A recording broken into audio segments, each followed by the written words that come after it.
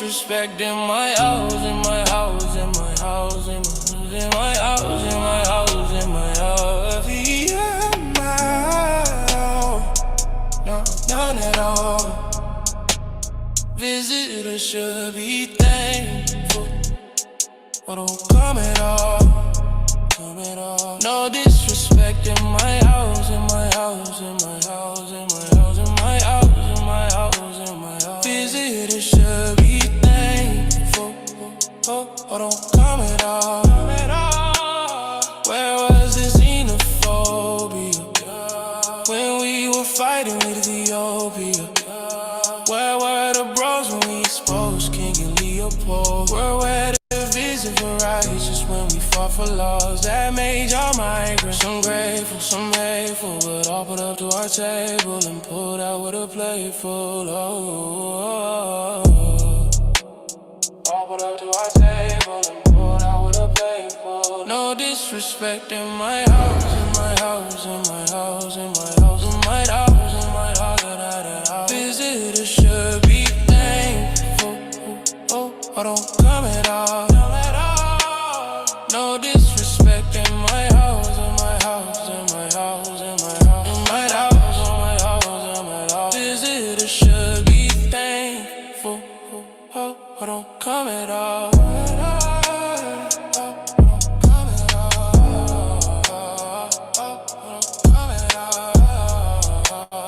Where was the xenophobia when we were fighting with Ethiopia?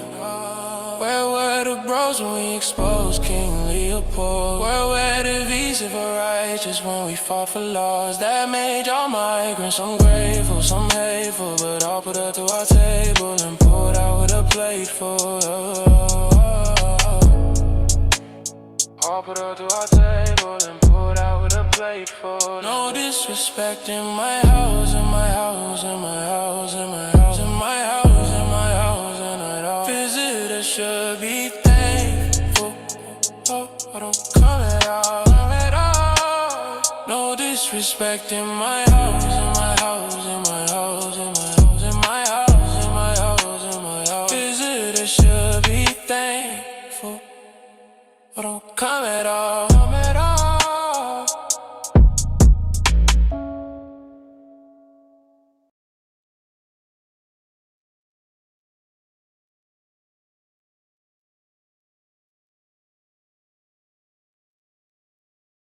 But freedom is not enough.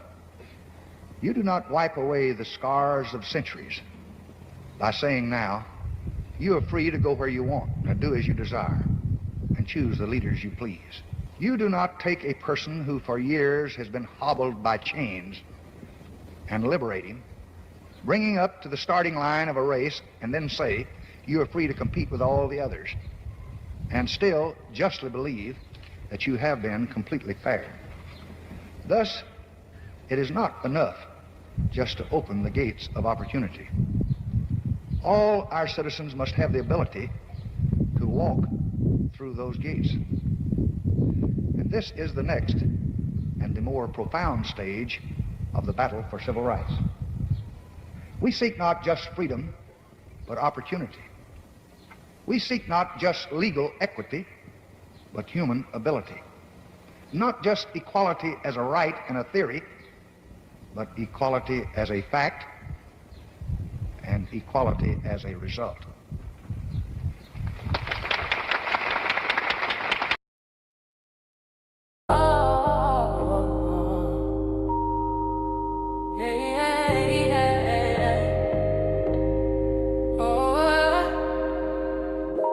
They don't like us, they don't like us, they don't like lookalikes, they don't like us, they don't like us, they don't like us, they don't like lookalikes, they don't like us, they don't like us, they don't like us, they don't like lookalikes, they don't like us, they don't like us, they don't like us, they don't like lookalikes, they don't like us.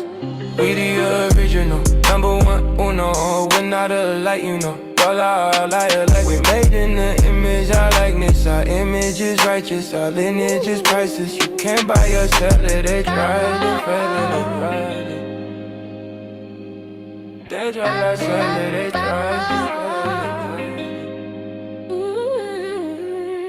they not like us.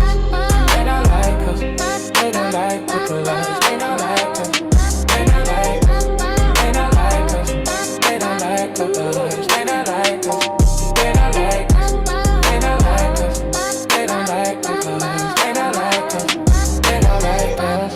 They don't like us. They don't like lookalikes. They don't like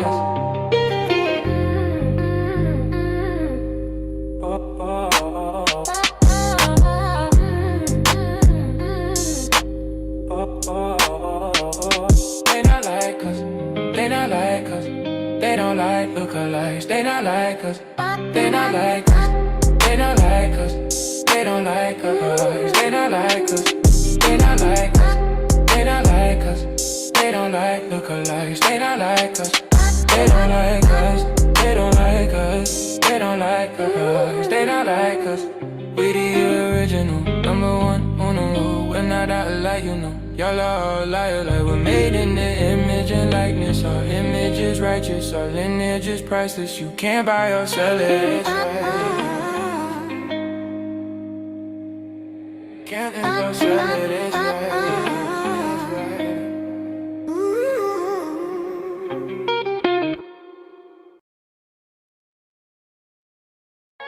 Sweat and tears and all that, you know, fought in every war, okay?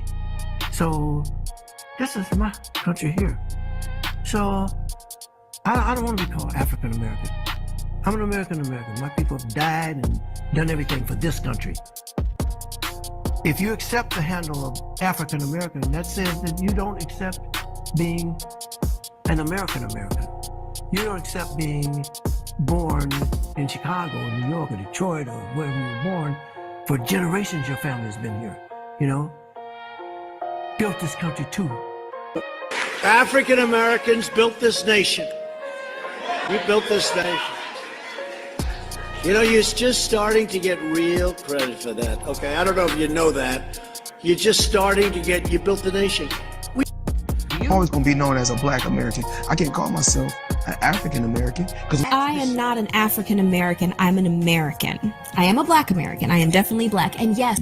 So Africans don't even fuck with us. Wow. Because they don't. We're not from the motherland. We're from America. So I'd rather say I'm a Black American. So I consider myself a Black American. I don't consider myself African American and shout that. Because Africans don't even fuck with us. Wow. Because they don't. I don't mind the term African American. I don't want to be called African American. Why is that? I'm not African. I want to get the language so right that everybody here will cry out, yes, I'm Black, I'm proud of it, I'm Black and beautiful. Is Barack Obama Black? No, he's not.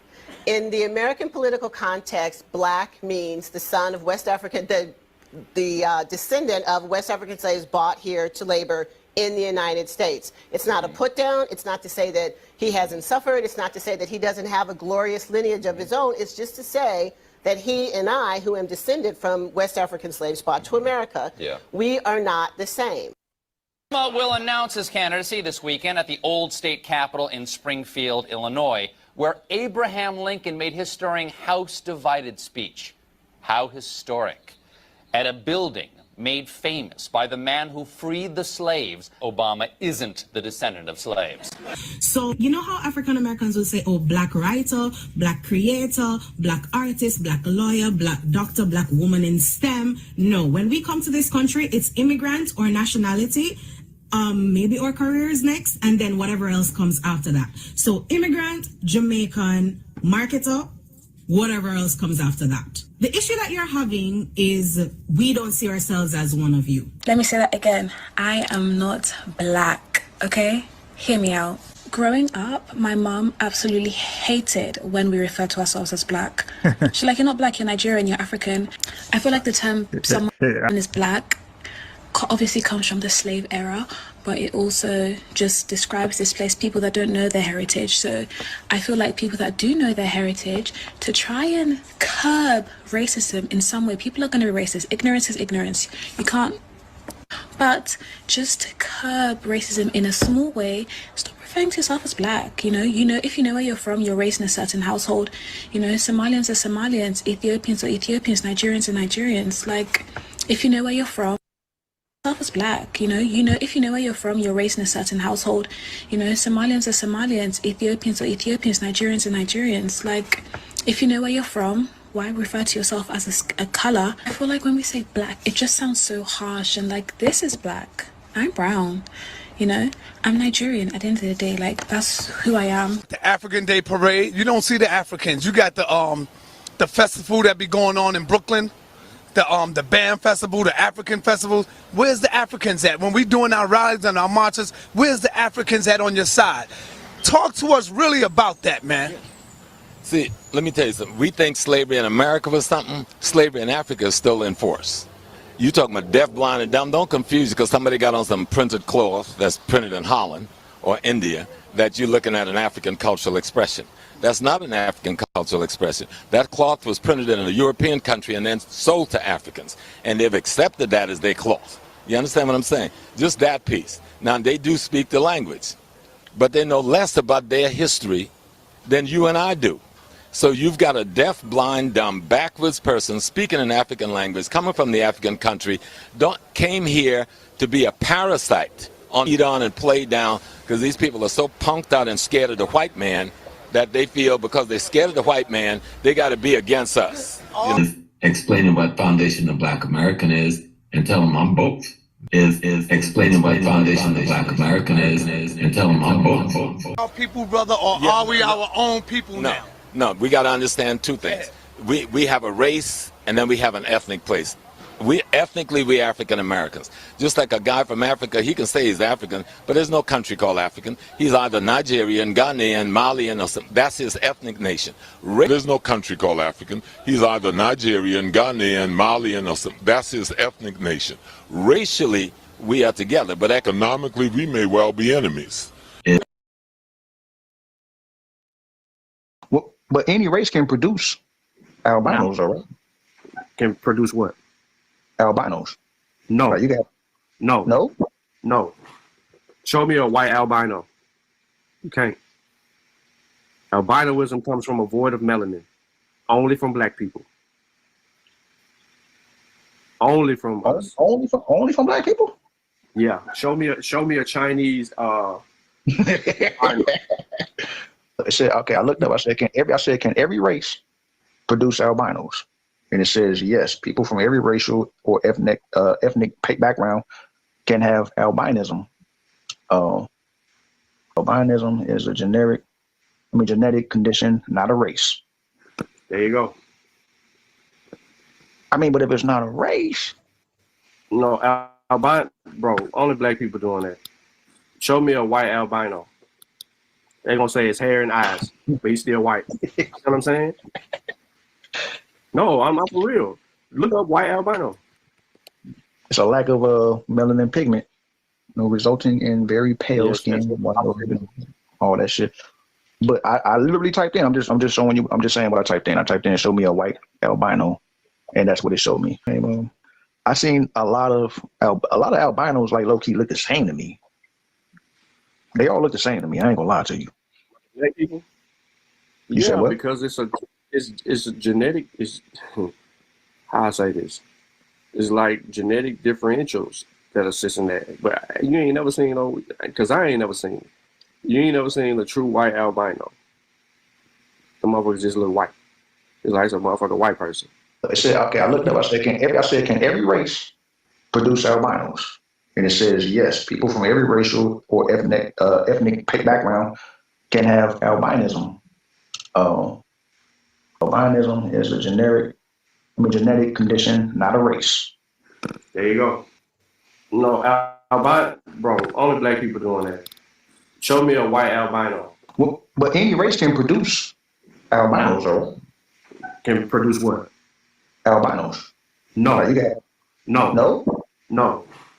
Show me a white albino. You can't. Albinoism comes from a void of melanin. Only from black people. Only from us. Only from black people? Yeah. What's going on with you, brother? All this clout chasing you doing, putting FBA in the title. Your last 15 videos have FBA in the titles. What's going on with you, brother? You're jealous of unbiased sports. And here you is clout chasing FBA-Ron, unbiased sports, whatever you want to label this channel, is getting more views than you, and you've been around for fucking 50 years. And you're jealous about it. So you put an FBA in your title every 15 videos to clout chase. Stop. Let it go. You will never be a conscious community celebrity.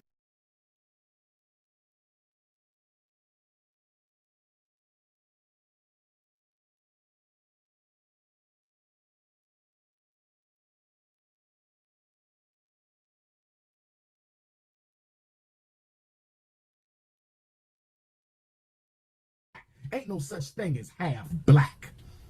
You don't mix white milk with chocolate milk and get half chocolate milk. When you ever see half chocolate milk? What kind of milk is this? It's half chocolate. Ain't no such thing as half chocolate. It's either chocolate or it ain't. It's either chocolate or it ain't. Everything is defined by the majority DNA. Listen to me, biracial Africans. Listen up. What the hell is a biracial African? See how they play these games? Half black. No such thing as being half black. African DNA dominates all of the DNA. Once you are mixed with us, you are us biologically. But I will never claim you until you become psychologically African. Ain't no half black. How you going to take dominant genes and mix it with recessive genes and get half black? If the gene is recessive, which means it cannot stand the power or resistance of the dominant gene, then the dominant gene takes over the recessive and that baby becomes an African. Zesty Rolanda fell off after he tried to come for the Prince of Pan-Africanism. His views dropped and News One Now dropped that receding hairline, no neck Negro. I'ma deal with Rolanda when I get back to the States after Panama. I'ma deal with Zesty Rolanda. I'ma deal with that Democratic Party plantation slave driver when I get back from Panama, but I'm not gonna deal with Zesty Rolanda right now. Hundreds of high school, middle school, I want to taste you. I hope that's not a Zest Fest. Wait a minute. That's a man. I'm blocked. Prada Stack Dollar. Is that a man? Oh no, add that girl. That must be a female. That must be a female. Okay. Okay, about to say. I thought that was a zesty attack. Francis, Harriet Tubman was never married to a white man. Lord have mercy. I need you to go to the public library. Did she just ask me if Harriet Tubman had a white husband? Oh my God. You just asked me, did the greatest woman to ever walk on the North American continent have a white husband? Harriet Tubman is turning in her grave all the way up in Auburn, New York. Queen Mother Harriet Tubman ain't never have a snow puppy. Queen Mother Harriet Tubman ain't never date outside the race, my sister. Come on now. You can get Harriet Tubman's autobiography for $2. You can get it for free on Google. Come on now. We got to do better than this. All of you who volunteer to be secretaries for Dr. Umar, male or female, no rainbow ganging is allowed. No rainbow ganging is allowed. No rainbow ganging and no bunny hopping is allowed, brothers and sisters. To you live and direct from Central America. Somebody zesty. Okay, we got a zest. We got zest going on. Okay, we got the Zest Fest. Martin Luther King or LeBron James twerk off? You must be a zesty fester. Let me block you for disrespecting Dr. King. I don't think LeBron appreciates that either. Okay, zesty festies. I don't hate nobody. I don't hate nobody, but I don't do the zest. I don't do the zest. Okay, I do honey pot, honey dip. I do Shango stick honey dip over here. No disrespect to nobody, but I'm about the Shango stick honey dip over here. I'm about them brown bunnies, them sweet brown bunnies, them cinnamon bunnies. I'm about them nutmeg bunnies, them sweet almond bunnies, them butter pecan bunnies. I'm about the Shango stick and a honey dip. I'm about the Shango stick and a honey dip. I love the black queens. We talking about it tonight. Black queens forever, snow bunnies never. Why is your ass your profile pic? And if your ass is your profile pic, what are you doing on my live? I'm about the queen, sister. You acting thirsty. Change that profile pic. And I hope you don't have no children. I hope you haven't given birth to children, sister. Have you reincarnated an ancestor between those legs? Have you reincarnated an ancestor between those legs? I'm going to call on the ancestors. I hope God didn't choose you. And I see 2 pistachio brown ass cheeks on my feet. I should not see 2 pistachio brown ass cheeks. Okay, so by the way, this is the leader of Pan-Africanism. So anybody who claims Pan-Africanism, this is their default leader, Dr. Umar Johnson. There was only 2 renowned leaders in the Pan-African movement. Marcus Garvey, #1. Nobody's known anybody else. And Dr. Umar. These are the most renowned people in Pan-African history. If you say name somebody, if you ask somebody, hey, Pan-African, who you think of? They're going to say Umar or Marcus Garvey. They're not going to mention some fool behind the computer. All right. So make no mistake, this is the leader. This is the current leader of Pan-Africanism. On my feed, what is going on here? It is illegal for a black woman to use her ass cheeks as her profile pic. I thought I was looking at a double scoop of chocolate with some damn jimmies, and that ain't nothing but raw ass. I thought I was looking at a double scoop of chocolate with some jimmies, and that ain't nothing but raw ass. We got to get it together. You supposed to be somebody's wife one day, sister. I thought that was a double scoop of chocolate, and that ain't nothing but your raw, leathery, ashy ass. We must be better in the female queendom. I need the white women to get what they got to say to me off their chest, because a lot of white women be inboxing me. They be sending me pictures of their nude behind. Let me say this to the Snow Bunny gang. Snow Bunny gang, do not send me pictures of your nude body. No disrespect.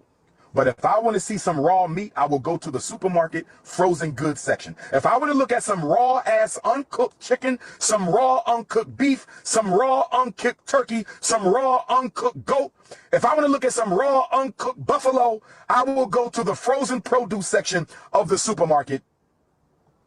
I do not need you sending me pictures of your pink body parts. Please don't do that. You're messing up my appetite. Again, this is the current active leader of the Pan-African movement. It's a religion, it's a cult, and this is the cult leader. Everybody else who's representing RBG, red, black, and green, African power, Pan-Africanism, they might be upset with their leadership, but they can't do anything to dethrone their current leader. He's like the leader of Venezuela. The people were mad at the leaders, but they did nothing and little to dethrone him. It took America. It took the American government, a mighty superpower country, to relieve them of their problem. So this is equivalent. He is equivalent of the Venezuelan leader. So a lot of Pan-Africans might not agree with everything you got to say. They might be totally against this guy. Doesn't matter. This is their leader. Make no mistake. You almost made me throw up. You're messing up my appetite. You almost made me throw up. I like my women grilled. I like my honey buns grilled. And by the way, I bought a new headset because last night I was on somebody's panel live, and I was going to replay it today, this morning. My audio was so garbage. I couldn't believe it. So I bought a new headset. So if my microphone is muffled at any point, let me know, and I'll just plug in my microphone. But this is it's supposedly a noise cancellation headset where you don't hear my background noise, but the microphone is supposed to be crisp. So if the microphone is crisp, you can hear me clear, press 1. If I'm muffled and I sound goofy, press 2. But this is their leader. I like my Cinnabons grilled. I like my cookies nice and baked brown. Please don't send me no more pictures of pink raw meat. I understand there's black men who go crazy over that. I understand there's black men who go crazy over that uncooked flesh. There's black men out here who will break their neck to lay up with that pink flesh, that uncooked raw meat, but I am not one of them. You gotta look up at every female you deal with. You gotta look up at every female you deal with, nigga. I know you hating. I'm 6'3", nigga. I'm 6'3". I look down at the queen's face. You gotta look up at your queen. Don't you ever speak my name in. All right. Is the audio better now? So I just raised the audio to the microphone. Let me know if the audio is better now. I'm playing around with this headset. If it doesn't work, I'll go to my regular microphone. But let me know if the audio is better right now. Thank you. In vain. Don't you ever speak my name in vain. I'm talking to you, SETI. I got a gut. That's all right. I can handle mines though, homie. You can believe that. That's right. Your ass lifting weights because it makes you feel equal. Because you insecure. So you got to be all big and muscle bound. So you feel equal. Well, guess what? You can lift all the weights in the world and you'll never be 6'3", nigga. You can talk about my gut all day, but I'm sexy with mine. I'm fine. I'm cool in my skin. Again, this is the leader of Pan-Africanism. This is the leader of Dr. Mayat. This is the leader of Teddy Ruxpin, Uncle Rukus. This is Reggie, Slow Reggie, Reverend Reggie. This is their leader. They might disagree with leadership, but this is their leader, Dr. Umar Abdullah Johnson. He's the leader of Pan-Africanism. I can get rid of the gut, but you'll never be 6'3". I can get rid of the gut, Big Papa, nigga. That's why I'm Big Papa. I can get rid of the gut, but you'll never be 6'3". On certain men. And listen, if you like white women, that's your business, brother, but why are you on my live? Well, if you suffer from the snow bunny crisis, what are you here for, see? Why? If you love white girls, then go get you one, brother. I'm not mad at you. Just keep your ass away from me, that's all. It's not that hard. And I will be coming out with a snow bunny crisis therapy manual for black males. I'm working on a snow bunny crisis self-treatment manual for black to help brothers who are suffering with the snow bunny crisis to free themselves from the mayonnaise. I'm going to help you liberate yourself from the mayonnaise, brothers and sisters. You will be free from the mayonnaise. No more white sugar, no more white milk, no more white rice, no more mayonnaise, brothers, okay? Snow Bunny Crisis Therapy Manual for Black Male Beta Coons is coming soon from Prince of Pan-Africanism Publishing. You, free yourself from the mayonnaise, from the white cookies, the white rice, the white flour, the white sugar, the white yeast. Brothers, we will free you from the Snow Bunny Crisis. I see we got the Zest Fest in the building. We got the Zest Fest in the building. A grown man asking Dr. Umar to twerk. That's the Zesty Fest. That's the Zest Fest. We not feeling the Zest Fest. Okay? All rainbow gangers exit left. If you have a problem with me repeating, get off my live because I'm going to block your silly ass. If you have a problem with me repeating, get off my live because I'm going to block your silly ass. This is my page, not yours. If you don't like it, get off. The Zesty Mafia is in the live. We got a Zest Fest. Let me see. Let me block some. Again, this is the leadership of Pan-Africanism. This is when they attack Tariq Nasheed, when they go after Tariq Nasheed, who is not the leader of a lineage. He's a member, like all of us, we are a member of an ethnic group. But Tethers and Pan-Africans want to position Tariq Nasheed as a leader, which is, you know what I mean, that's just goofiness. But this is their actual leader. This is Umar. He's Papa. He's the leader of Pan-Africanism. He's the most popular. He put Pan-Africanism on the map. And since he's been around, this is their leader. Some of these Zesties. Let me block some of these Zest Fests. Somebody said they oiling up. I got a funny feeling that's a man. I think that's a Zest Fest, so I'm going to block him out. Because there's no face. That might be a Zest Fest. Black women, is y'all need to form your own self-defense groups because black men obviously are too busy sniffing after bunny behind. Stop spending all your money on hair and nails and get you some damn protection. Because the brother busy sniffing bunny booty. Let me answer that. The reason why certain men and women sound angry, that's because they are angry. Their life ain't where it wanted to be. When people's life is in order and it's on track and their goals are like reachable, you're cool, you're calm, you're not angry. When you're angry, that's because your life is in chaos. It ain't where you want it to be. When you hear Uncle Rukus talk, why is he so angry all the time, shouting and yelling, calling people names? You know, people's lives are not where they want it to be. Me, I'm by Ron. Yo, my trajectory is so lit. That's why, you know what I mean? I'll be having fun with this, man. So you're going to have to arm yourselves, ladies. Snow Bunny. Brothers, if you suffering from the Snow Bunny crisis and you need Snow Bunny therapy, $75 an hour on the telephone, $100 on the video. Black men suffering from the Snow Bunny crisis, I do give out Snow Bunny rehab life coaching sessions. Text me 215-989-9858. Black women, if you suffer from snow puppy addiction, Lapita, Lapita and that other sister who both dating that white male, she divorcing the same white man Lapita dating. Lapita, you need some Wakanda snow puppy therapy. Lapita, please reach out to Dr. Umar for some Wakanda Forever snow puppy therapy. 215-989-9858. You said you need some yellow bunny therapy, some brown bunny therapy, some red bunny therapy, some white bunny therapy. I'm the man you need right here. All the credentials, all the degrees. I'm the man you need. Text me up. Your girlfriend is white, but you have 10 years experience. Can you work at? Yeah. So when they tell you that Tariq Nasheed is your leader, which no, he's not. We don't have a leader. We're grown adults. We don't need a leader. I'm 48 years old. I'm 48 years old. What does it look like with a leader? Are you serious? Yo, I'm by Ron. I need you to get in your car and go to Maryland. There's a conference. Like, are you serious? Like, I would laugh at somebody who called me and said, "Yo, I'm by Ron. I need you to get to let's say Atlanta, Georgia." Like my so-called leader. Hey, man, I need you to get to Atlanta, Georgia. I need a conference. I need you to go there. And man, I'd be like, man, if you don't, man, I'm gonna block you. FBA's, we ain't got no leader. The code is the leader. The lineage is the leader. You dig? But this is their leader. At the school, you and I both know the answer to that question. I don't know why you asked it. You and I both know the answer to that question. I don't know why you asked it. No disrespect to my rainbow brothers, but I know y'all operating at low frequency because your wires are twisted.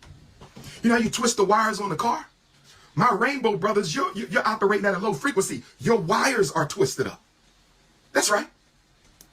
I just did a 2-hour spiritual seminar on detoxing yourself of negative energy, and here you come with your snow bunny demon energy. I repute you and I reject you. I just want to meditate and get all the negative coon energies off me. That's coon, C-O-O-N. That's coon, K-E-W-N. That's coon, K-H-U-N-S. I got to get all the coon energies off me, brothers and sisters. I like what you're doing, Dr. Umar. Beautiful black skin. Juicy J, are you a male or female? Juicy J, thank you for the $5. Are you a male or female? Because I don't want no man fantasizing about my beautiful golden brown skin. Because I don't want no man giving me compliments on my skin. That sounds a little zesty, and we do not do zest. It's going to be heaven on earth. But if you get put in the book of Negroes, don't vibrate too low, because I'm going to have to put you in the book of Negroes. Do not vibrate too low. Stop worrying about my arms. Somebody get that brother some testosterone tablets. Stop worrying about my arms, brother. Somebody get that brother some testosterone. There we go. The dear brother that's in the chat told me once upon a time, and I don't know if he still stick by this, but he told me, right? If you the smartest person in the room, get out that room. Get out that room. And so, Ron, you was in the chat. You were saying a lot of things, talking about coming over there to your panel, this, that, and the third, because you're trying to have these mini debates where there's just conversations, no real informations or no presentations or none of that. I'm not going over there where I'm the smartest person in the room. That's why Rob Bone was calling you out, bro, because you claim to be unbiased, FBA, whatever you done turned yourself into. But you don't know anything about Black history, right? You don't know anything about the culture. You don't know nothing. But you want us to have a conversation with you, or you want us to show up over there on your channel. The dear brother that's in the chat told me once upon a time, and I don't know if he still stick by this, but he told me, right? If you the smartest person in the room, get out that room. Get out that room.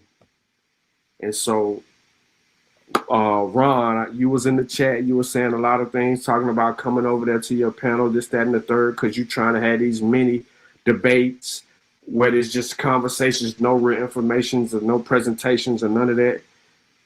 I'm not going over there where I'm the smartest person in the room. That's why Rob Bone was calling you out, bro, because you claim to be unbiased, FBA, whatever you done turned yourself into, but you don't know anything about Black history, right? You don't know anything about the culture. You don't know nothing. But you want us to have a conversation with you, or you want us to show up over there on your channel. The dear brother that's in the chat told me once upon a time, and I don't know if he still stick by this, but he told me, right? Prepared for the conversation. They just was shooting from the hip. There's another guy that we both agree lie all the time. Lie all the time. Ron Pseudo. Lies all the time about everything. They can't have a coherent conversation about anything. And that conversation we had with those two brothers, and Ron Pseudo picked it up and he run it on his channel. He got about 1,000 videos with it. I appreciate the free commercials. I appreciate it, brother. Me too. Now, I mean, I really do. The marketing strategy is spectacular. I mean, my wife said, he called me the Hotep Teddy Ruxpin. My wife said at least he picked something cute.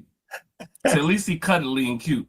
Ron, thank you for picking something cute, brother.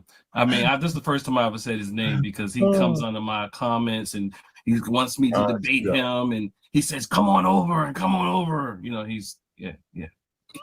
Yeah, so, hey, look, man, like I said, those guys. All right, so family, you see that? Your boy is active. Okay, so you see everybody says my name, they watch the content, but they don't want to engage with me. They'll talk about us, but they won't talk to us. You dig?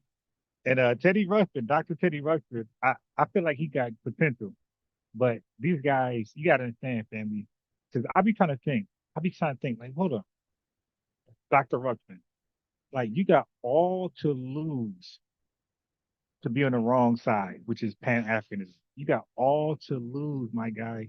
You got everything to gain to be down with the lineage, to represent the lineage. Why would you choose a spiraling down position? Why would you choose a position that's guaranteed to fail over an irrefutable, indisputable position like FBA, Adolf, the Senator Freeman, if he's actually that? And I'm like, yo, these people got to be paid off. Who takes a losing side? Who's actually a doctor? Who's articulate? Who's smart? Who gets it? Dr. Ruxpin, he gets it. He's a social political scientist, some shit like that. Like he overstands what we're talking about. Like he could put it in words that we can never desire. You feel me? It's just like, so he understands everything. Why do you choose a losing position like Pan-Africanism, which is really the worship of fucking piece of shit Africans? Okay, I'm gonna be real. Pan-Africanism, all that is, you're kissing the ass of disgusting, dusty, mud-eating, cat dog eating Africans. Cow pissing on their head, clicking and popping Africans. You're kissing their ass. Primitive people who accomplish absolutely nothing, who will never accomplish shit, who will always be at the thumb of white supremacy, who cosplay us. These are backwards people, okay, who sold us to slavery. Why would you choose a losing, inevitable, down spiraling position over rocking with a lineage that has so much, the ceiling is so high for all of us. The momentum is with us. This is a winning position. And for them to choose to kiss the ass of dusty, musty, filthy, disgusting Africans, it just confirms my without my speculation that these guys worship Africans at the same time. It's a dichotomy. They worship Africans and they hate Black Americans.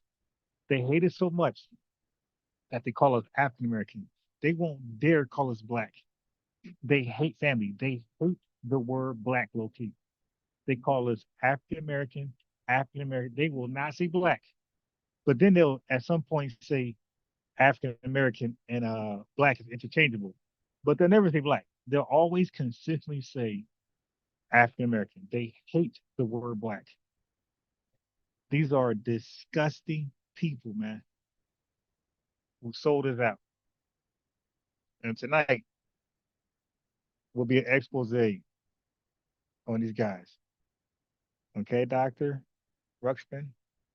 You got Asar Hotep, Frankenstein, and you got Uncle Ruckus, who just babbles, don't understand nothing. He got ADHD on a whole nother level. He got ADHD. If anybody's aware of anybody with ADHD, Uncle Ruckus definitely got that. He can't sit down. I played a video earlier today, this morning. If you watched it, it was a replay of my discussion with Uncle. This guy just cuts me off. He's misrepresenting me. He won't even take 3 seconds to even understand where I'm going before cutting in. And people gave me, on the comments, people gave me so much credit to be patient with this guy. I was like his therapist. He's cutting me off disrespectfully all the time, and I kept my cool. So I got comments saying, "Ron, I don't know how you were able to weather that storm." They gave me credit for being so patient with this ADHD dude. Cut me off every 2 words. Wrong as hell. Wrong as 2 left arms, 2 left hands. And I was just so patient. He was trying to gaslight me. I didn't fall for none of it. And yeah, man, I really didn't fall for none of what he was hoping I fell for. Okay, so I'm trying to find a particular video. Hold on. I think I found it. So let me just do this. Okay, I found it. So we're talking about a guy who just blabs. He has zero understanding, zero comprehension. He just blabs. Listen to this. Examples: Freedmen's Bureau, Freedmen's Schools. Identity and meaning of African American. A broad cultural, ethnic, and racial identity for people of African descent in the U.S. Okay, so you can get to the U.S. and you be classified as an African American, no matter where you come from, right? Caribbean. And watch this. Encompasses descendants of enslaved Africans and immigrants from Africa and the Caribbean. It's an emphasis cultural continuity. Go ahead. What were you saying, Doc? I want to interject really quickly, Ankh. And this is why. So Uncle Ruckus was doing a presentation that was going nowhere, right? He just babbling. He does not understand what he's reading or what he's saying. He just was given a script and he's reading it like a teleprompt, but he doesn't understand it. So Dr. Mama Mayat stopped him midway of his presentation to say this. Listen. When you and I were arguing on the telephone, so I want the family to know, and maybe the people who are just watching this don't know, that a lot of these conversations that we have publicly are birthed from arguments that Ankh and I have behind closed doors. Right. And I was privy to some of these conferences. I was on the phone call with an Ankh by himself, me and ex-architect, and then me, Ankh, Ruckus, ex-architect, and Sheffrin. Sheffrin and Ankh have been proven to either be basically retarded or deceptive. Like, they pretend that they don't understand what we're saying when we talk about delineation. I mean, like, a 6 and 7-year-old can understand what we're saying. All right. So look what she said. She said, "Hey, me and Unc be having private conversations on the phone, and family, I still currently have private conversations with Unc on the phone, and Unc and Sheffrin and all these clowns, the pseudo, they would not allow me to record the phone call. So if what you're saying is sincere and all truthful and it's anti-pseudo, then why I can't record a copy?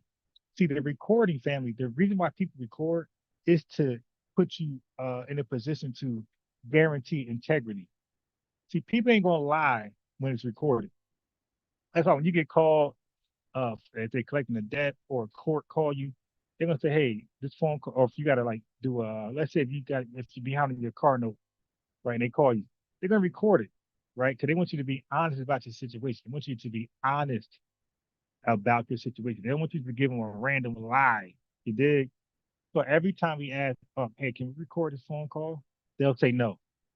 So we know this dude is just ain't shit. He's Unc Ruckus. He won't record. He won't let us record. Now I can illegally. I mean I could just record anyway. You feel me? I can actually record, but I don't. because I'm like, you know what? It ain't worth it. Like this guy is so much of a liar and piece of shit. He won't allow us to record any of our private conversations. Now, look, family, you do know you have the option to record it as well. So it ain't like we got to only record it. You can record too, but the dude doesn't want it recorded because he knows he's lying. So listen to Dr. Ancient Mama Mayat experience with Unc on a private phone call. This is why when you and I talked, I say, listeners don't know that a lot of these conversations that we have publicly are birthed from arguments that Ankh and I have behind closed doors. This is why when you and I talked, I said, Ankh, you don't think we should throw the term African American away? No, we shouldn't throw it away. I said, Ankh. So Dr. Ancient Mama Mayat said, Ankh, you don't think we should throw the term African American away? And she said, Unc said, no. So these people are family. These are agents. I don't know who's they're hired by, Russia, some piece of shit country in Africa, or the United States government. I don't know. But he is clearly on payroll. So his own team member, a doctor, Mayat, that he believes is articulate, bright, special. How can she get what we're saying, but he doesn't? Family. So one more time, she said, "Hey, you don't look. She's going over their private phone calls. So she's saying, I heard you out, and your argument is stupid.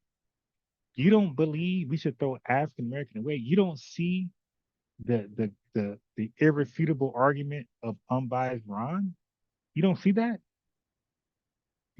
I have behind a lot of these conversations that we have publicly are birthed from arguments that Ankh and I have behind closed doors. This is why when you and I talked, I said, Ankh, you don't think we should throw the term African American away? No, we shouldn't throw it away. I said, Ankh, it's not specific to our lineage here in America. It's not specific to our lineage here in America. This is Dr. Mayat. This is his OG. This is his big homie. She agrees with us. Unbiased Ron ain't making this stuff up. This does not specifically speak to the lineage.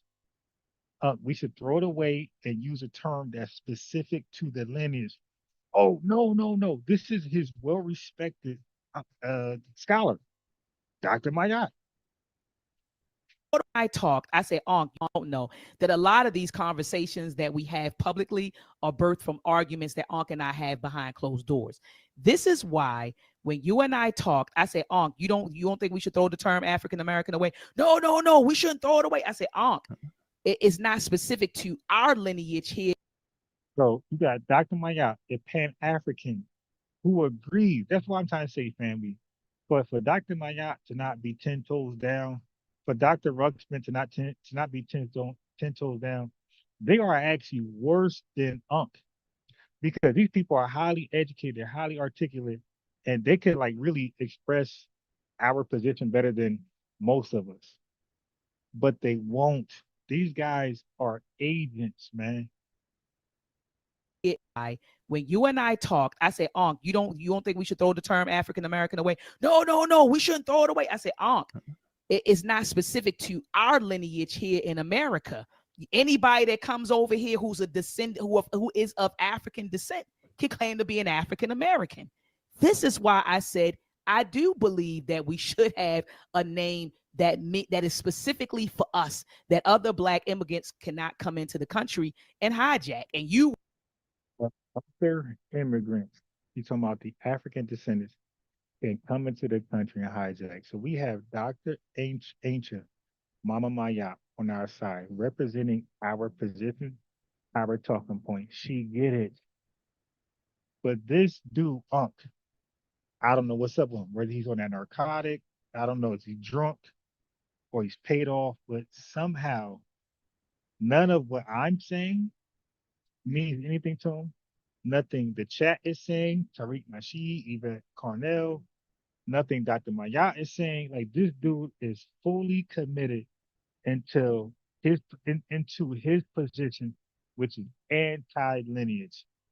So even his own team members are saying, hey, take another look at it before you be 10 toes down on his anti-FBA position. Just listen and take another look at it. We need a specific term for us. Listen to this guy that some people suspect still on drugs, allegedly. Some people suspect he's on maybe some type of alcoholic beverage. But and some people just say he's got ADHD where he can't just get it. Like he's mentally suppressed. He just can't get it. Okay, but people from our side is trying to get to him, and people from the people he rocks with can't reach this guy. So we can't reach him, and neither can a Pan-African reach him. So that means that there's one common denominator. If you Ruckus, your own people is trying to set you straight. Dude, something is up with you. Either you're on that narcotic or, bro, you're just a paid agent or something like. And I ain't talking about no real money, some welfare stuff. You were appalled. You were like, no. African American, they know who's who, and they, you went through all that.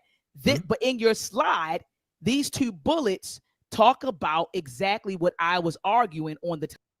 So she said, in your own presentation, your 2 bullet points, you're agreeing with unbiased Ron, FBA-Ron, FBA News and Updates, the lineage, FBA.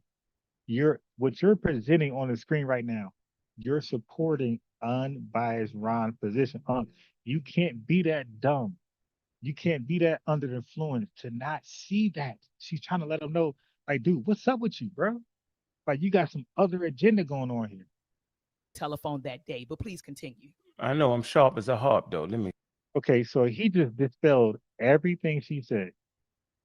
So he's sharp as a heart. That means she's not. That means she's missing something. Not him. His scholar, Dr. Mayat, she's missing something. She ain't getting it. She's in a cult, I guess. You could say she's in a cult because he says all of us are in a cult. So Dr. Mayat is in a cult, according to But apparently she's too dumb to see that she's correct in that position and she's FBA. Right? This is embarrassing, man. The dude went against a woman who he believes is smart, wise, educated, got a doctorate degree. Yeah, this is a piece of trash guy, man, that has an agenda. And we're not sure if he's under the influence or he's under payroll. But something's not adding up, man. And we got to find out what that is. And that's going to come in due time. That's going to come in due time. All right, hold on. Let me see if I got her saying this. Okay, check this out. So this is Dr. Mayat again. She's going to say she's ADOS. Explained to Brother Ankh earlier, I embrace any of those terms. I do embrace FBA. I do embrace ADOS. I do embrace freedmen. Any of those terms that describe the lineage that I just discussed with you. I embrace those terms. Now, what I don't embrace is the misinformation associated with those terms. Okay, so she was able to separate FBA from an explanation, a definition from an explanation. She was smart enough to do that, educated enough to do that. But she said she embraced FBA, she embraced ADOS, she embraced descendants of freedmen. But her wild pit bull named Rukus, this dude has an agenda, man. And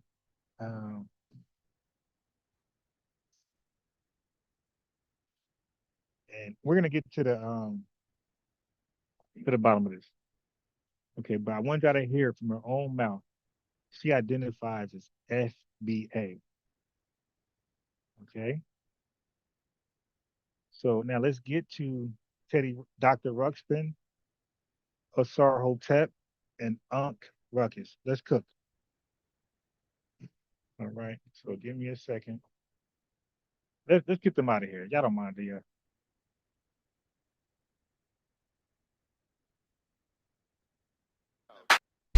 I'm a part. I'm telling you. Our family. And I'm proud. I'm telling you, you're going to get your mind back. Peace and power, family. Dr. Dahl back in the building, in here with a special guest, and we're gonna jump in here real strong. We're not gonna be long, as they say, but we're gonna come strong. And I want to set the atmosphere before we get in here with an elder. You know, I call this libation. I am not here to debate with anyone. I have devoted all of my adult life to this subject. I only debate with my equals. All others I teach. All right, so let's break down that quote, that infamous quote from Dr. Booty Scratcher, John Henry Clark. Okay, so what he did right there, that's called emotional chanting. That is not an argument. Okay, so they repeat it like a hymn. Okay, because they have no evidence that claiming Africa yields any measurable benefit for foundational Black Americans in the U.S. Okay, so while chanting and claiming Africa seems like the thing to do, we want to know, how does that help us get housing protection, anti-discrimination enforcement, or reparations? Does chanting affect Congress, legislators, or just their YouTube algorithm where they put FBA in their title every chance they get? Okay, so we don't debate our we only debate our peers. All others I teach. Okay, again, that's a psychological shield. They pre-declare victory before addressing a single point from any one of us who represents FBA. So what they do is, by using that chant, they announce themselves as the winner before the actual debate or discussion starts. Okay, before we could defend our claims and argue them. So what I say to those folks, Dr. John Henry Clark, and those who use that chant, if your evidence is so strong, you don't need a preemptive ego bubble. You don't got to say that. Just get it popping. You dig? All right. Anyway, so let's go into more of their shenanigans. Wes, aka Bobby Banger, in the building. And what do you bring to this conversation? Man, what I bring to the conversation is a wealth of knowledge gained through fighting, my own pseudoisms and misinformation. You heard that? His own pseudoism. He's fighting against it. I'll back that up in case I missed that. So he's admitting he's goofy. He's a goofy. His own pseudoisms and misinformation. We're going to point out a lot on this live tonight. And what I bring to the conversation is a wealth of knowledge gained through fighting, my own pseudoisms and misinformation. We just didn't have, in this particular space, we didn't have elders that were scientifically literate. All of them was gone. Dr. Ben was on his deathbed for real. Too old to even have the conversation around science and science literacy and the importance of using that to dig your history up with the scholarly sources and things of that nature. Diop's Ben was gone. So, I came into the community, the elders was very pseudo-scientific. They wasn't academically ready for the rigors of the study to give us our real history. So, I come with that wealth of knowledge of changing the field. Okay. So the claim that he's so scientific literate, but then he spends this entire video, which is 2 hours. He spent 2 hours defending non-scientific claims about culture, identity, and history that actually contradict anthropology science, census history, and ethnographic data. He's a fraud. He's a scammer. My guy, how are you science-based when your entire argument relies on emotions, misquotes, and redefining words? Okay, no peer-reviewed data, or historical documentation. You're a fraud. You're a fraud, my guy. Let's further expose it. You know, the FBA, man, we just time enough for it. They can't get that off around us these days. It's not gonna be, they're not gonna be able to get that off, man. It's too much now, too much information, bro. Okay, so now I played a recap of this guy and myself talking earlier. This guy said that Africans didn't dominate the slave trade as far as kidnapping us and selling us to white people. He tried to blame the slave raid, which is the kidnapping and selling of us, on the Portuguese and Dutch. This fool, he said that, and I cooked him in our discussion. Like, yo, you didn't know Africans did that? And then he comes on Sonetta a year later and try to argue that he sided with that. So I played that video that we had. Like, nah, this dude was saying Africans were innocent of this transatlantic slave trade. Like, dude is out of his mind. So now he's popping his collar. Oh, it's too much information today.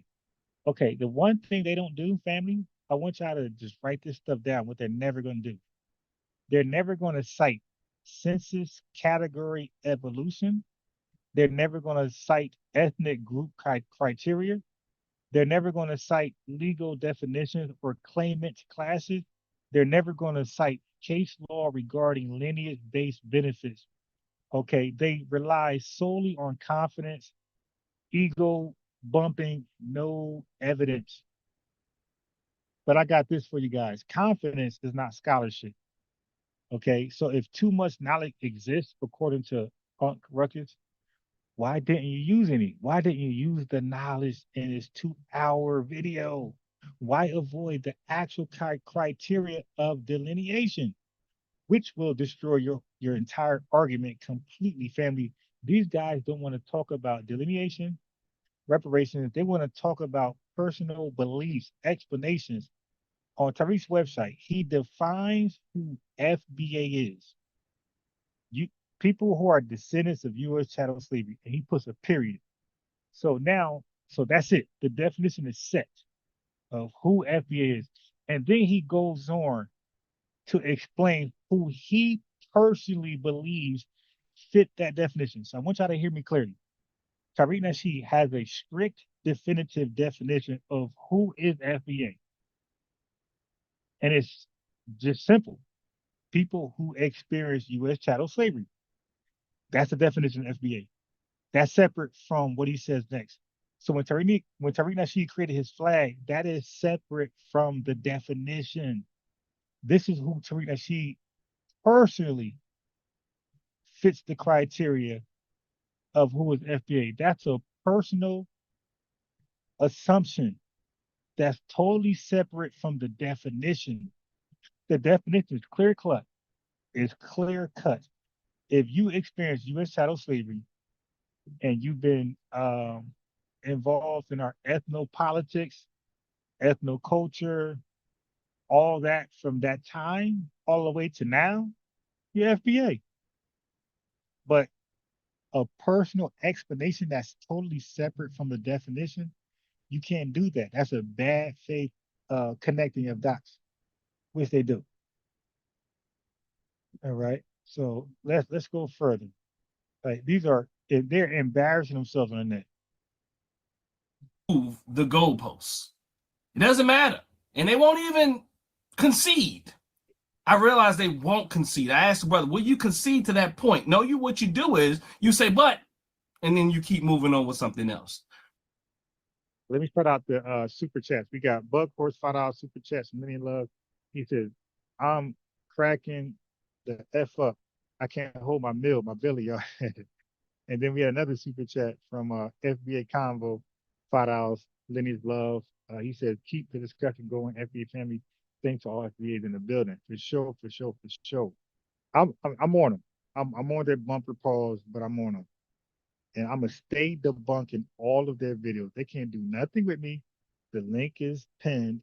Okay, watch this. And what they don't discuss is delineation and reparations. Everything else, family, is a side topic. It's a personal viewpoint one of us out of the 43 million. Okay. When I say who's black and who's not, family, that's personal. That's my own argument. That's not the argument of necessarily FB Convo, TJ, Tyre Carter, Buckhorse, Donnie C. Williams. That's not necessarily the argument of D or Berber. You dig? Wild Williams. Now, if y'all want to get behind that, I got your back because I could defend that thing easily. But just because I come up with a side argument, that's not the argument of 43 million FBAs. So when Tariq Nasheed has a side argument, when he talks about his flag and the 3 stars, that's a side argument. That's something that he stands on that he has to defend. Okay, but the definition of FBA, that's totally separate from our side. That's separate from unbiased Ron, who's black, who's not. That's separate from Tariq 3 star on the flag. That's separate. The definition is definitive. So what these guys do is because they can't stand ground against our delineation and reparations, they try to go to the side arguments and use that as though that has some type of authority. It does not have authority. It could gain authority, but it's an assumption. It's a theory that we came up with, and we're trying to get people behind them. Like, so when I say we're the only black people, nobody else black, that's a theory of mine that I'm trying to get you guys behind. That's why I like to debate it with Tethers and Pan-Africans to show you guys that they can't even debunk it. It's irrefutable. And then at some point, it becomes maybe official. It becomes part of what we stand up. But right now, that's a side argument that unbiased Ron got to defend. Donnie is not required to defend that. TJ is required to defend that. So somebody can't come at you guys about what I stand on. Just like Donnie might believe we're aliens. Well, Donnie got to defend that. Okay, hypothetically, you can't come to me for Donnie's hypothesis or his thought, his speculation. No, go to Donnie with that. So when that she argues the 3 stars, that's his personal argument. But you can't hold 43 million FBAs to a personal position. FBA ain't personal. That's definitive. But outside of the definition of FBA, all that stuff is personal and is subject to change. You dig? But these guys, what they do is they attack the personal ideas and theology and philosophy of us and try to make that law of all FBAs. And I'm here to say, not on my clock. But then you go into something else. You know what I mean? So today we are going to speak to the topic of pseudoscientific ethnogenesis story. Right. But the problem with that, Dr. Ruxpin, is that you're misrepresenting FBA as a biological claim. FBA ethnogenesis is socio-political, and you claim to be a socio-political scientist.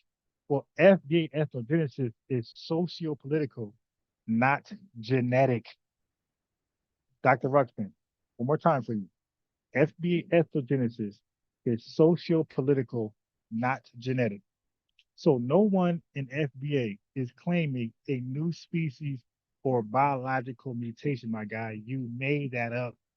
So socio-political ethnonyms are not biology. For example, Mexican American, Irish American, Cuban American, none of them rely on DNA tests, my guy, my boy. So why does FBA suddenly require a genetic mutation to be valid? Stop, bro. You're embarrassing yourself, man. They're going to snatch that doctor's degree in a second. Okay. You're not representing the college you went to for that degree. I'm telling you, man, because you're getting cooked by somebody who don't have a doctor's. There's another guy that we both agree lie all the time. Now, listen, these guys are supposed to be scientific literate. They're supposed to be the standard of how to have integrity, how to do proper research, how to do proper analysis. Now listen to this garbage right here. All they do is call names, throw ad hominems. Listen, he's gonna talk about me right now. This is just throwing rocks at me.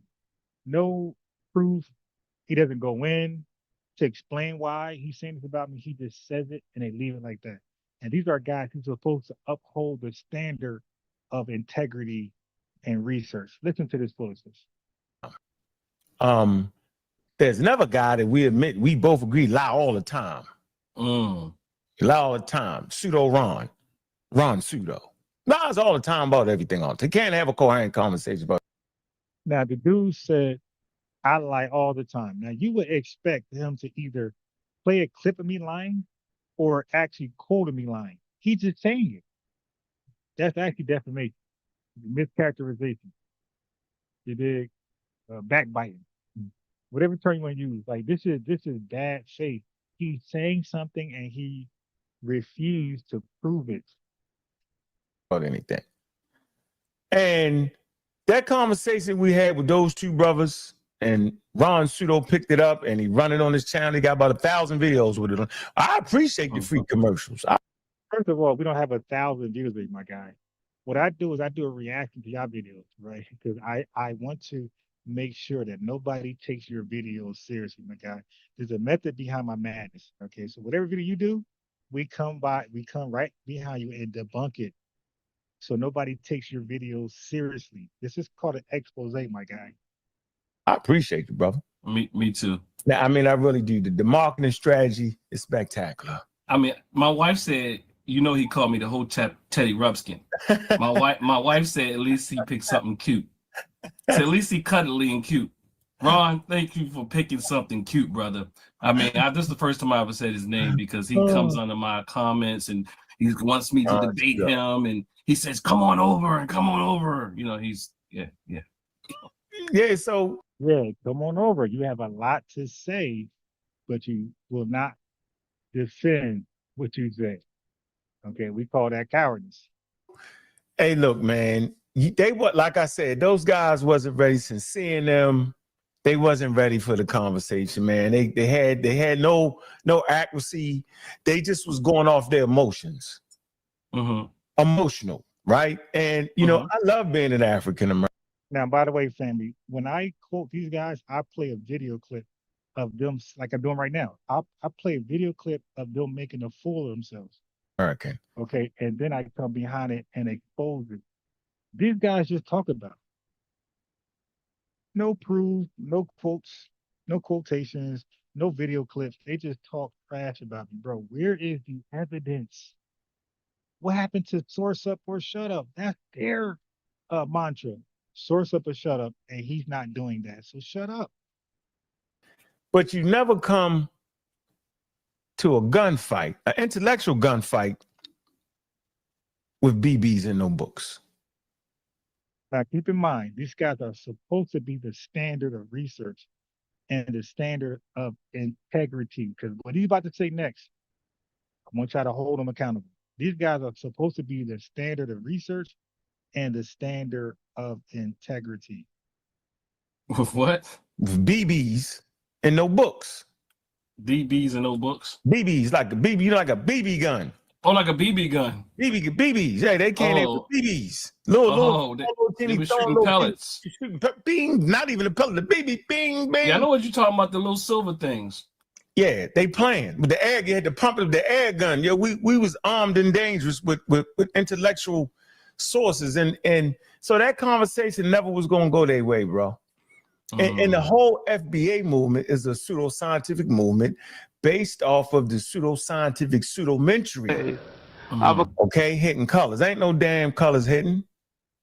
That we all understand who we are and where to get our story from, and we don't need a pseudometry, right, to tell our story. Yeah. We just don't. We need accurate, documented information of who we are so we can get it together. Let me say this. Like to say this. Somebody reminded me of this. Okay. Let me read this real quick.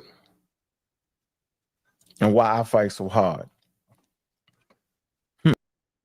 Now, before he fights so hard, let me remind you what they supposedly be standing on.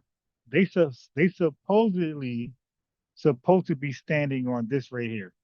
The Mossy Warrior clan was created because myself and others like Brother Nahisi saw a need for a young African group to analyze information concerning the African phenomena with no bias.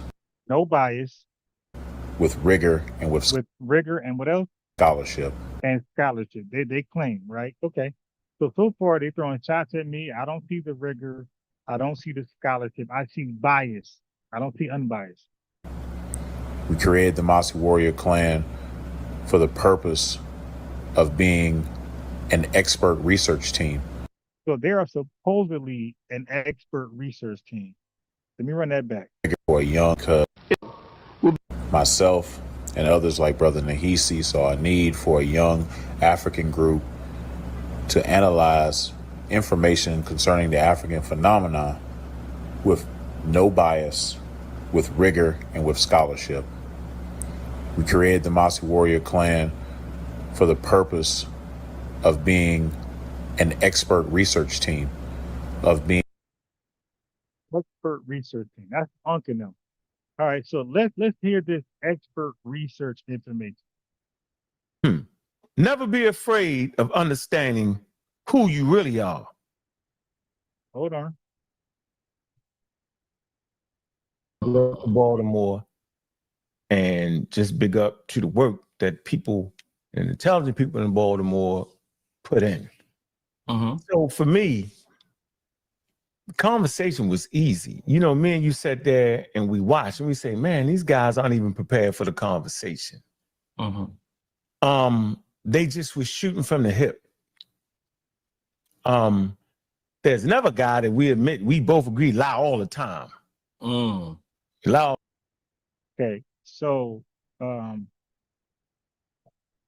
let's go further in this expose, the foolery. Who and what they are.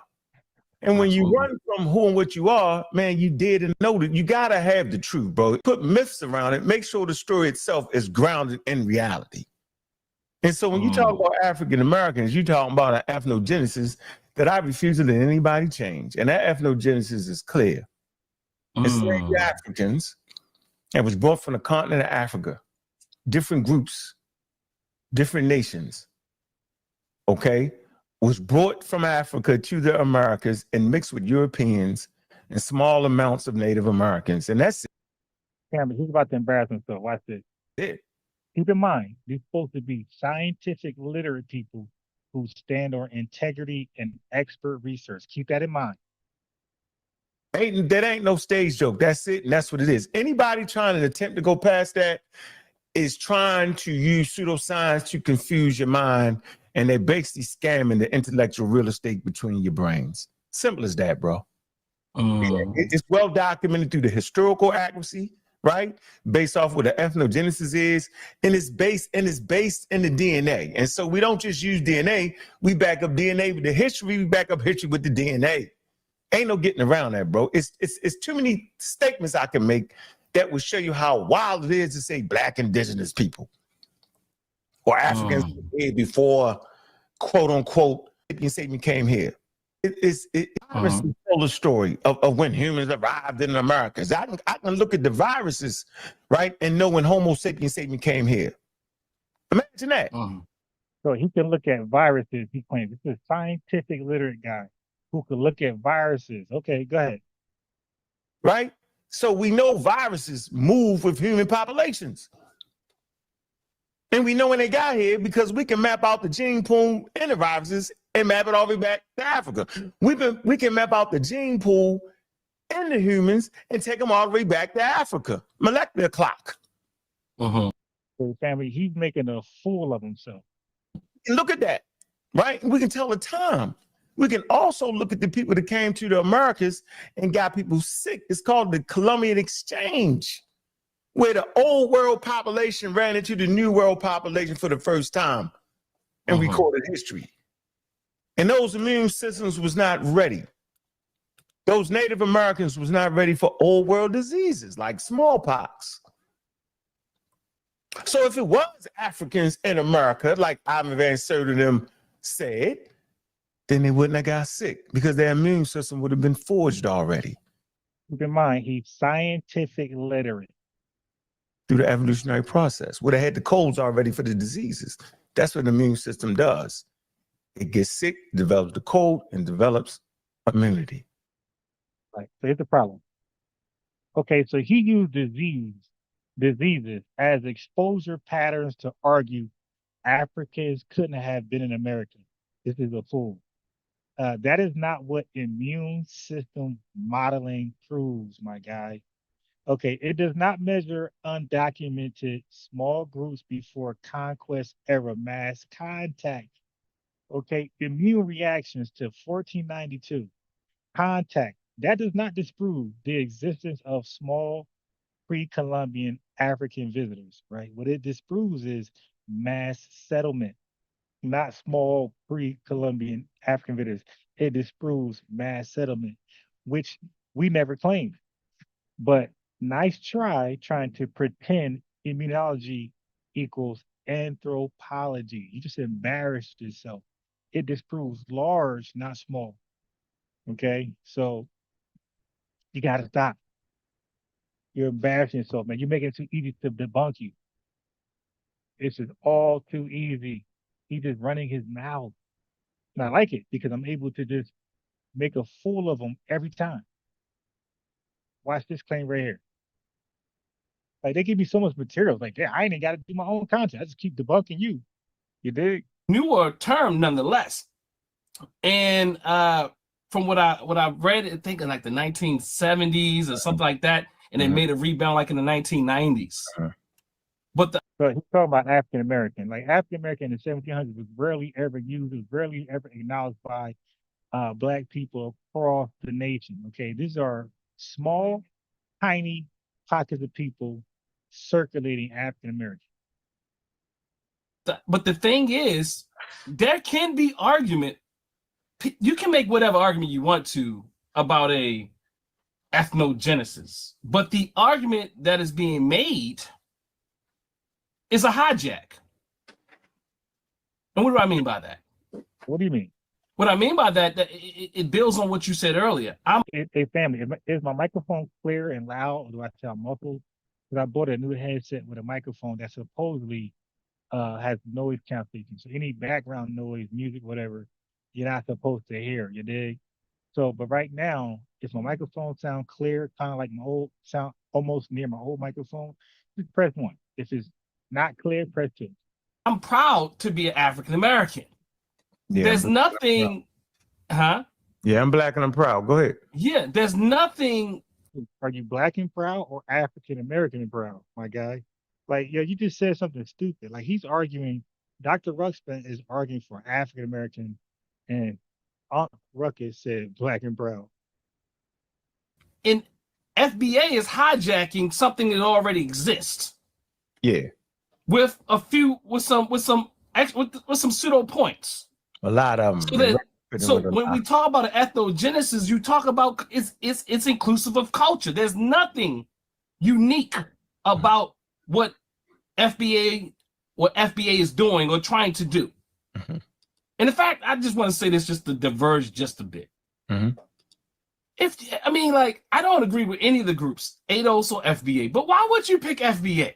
I mean, like, if I wanted to pick one, if you wanted to be a little bit more intellectual or a little bit more grounded in reality, although I don't agree with it, just why not do something seemingly more responsible with seemingly more organized and responsible people that do research and skew the research, but nonetheless, they do it. But anyway, what you got, brother? Huh? So, I mentioned something earlier. I always want to back mine up. Support mine. You don't though. You just say stuff, you don't back up nothing. Okay, so now family, listen. African American, okay, without any much like resistance. It's a broad political term. It's a census category. It includes recent African immigrants.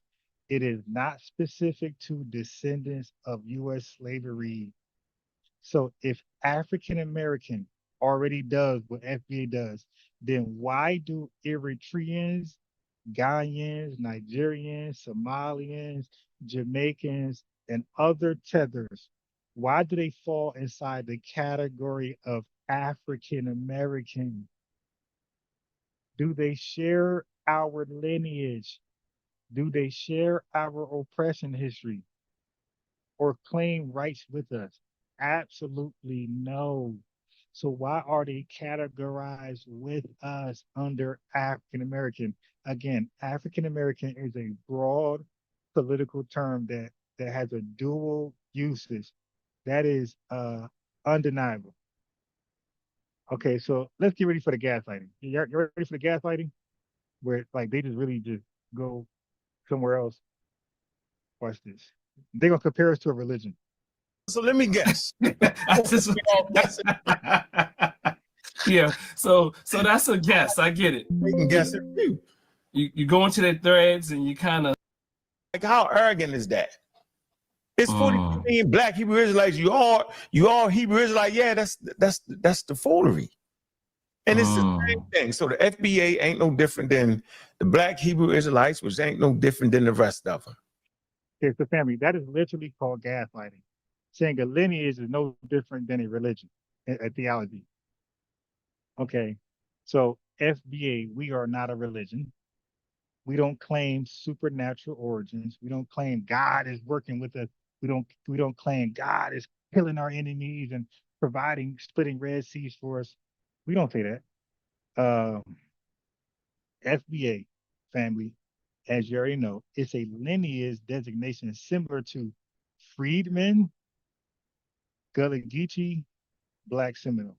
So comparing our legal lineage claim to a religious ideology is literally a bad faith comparison, is a false equivalence.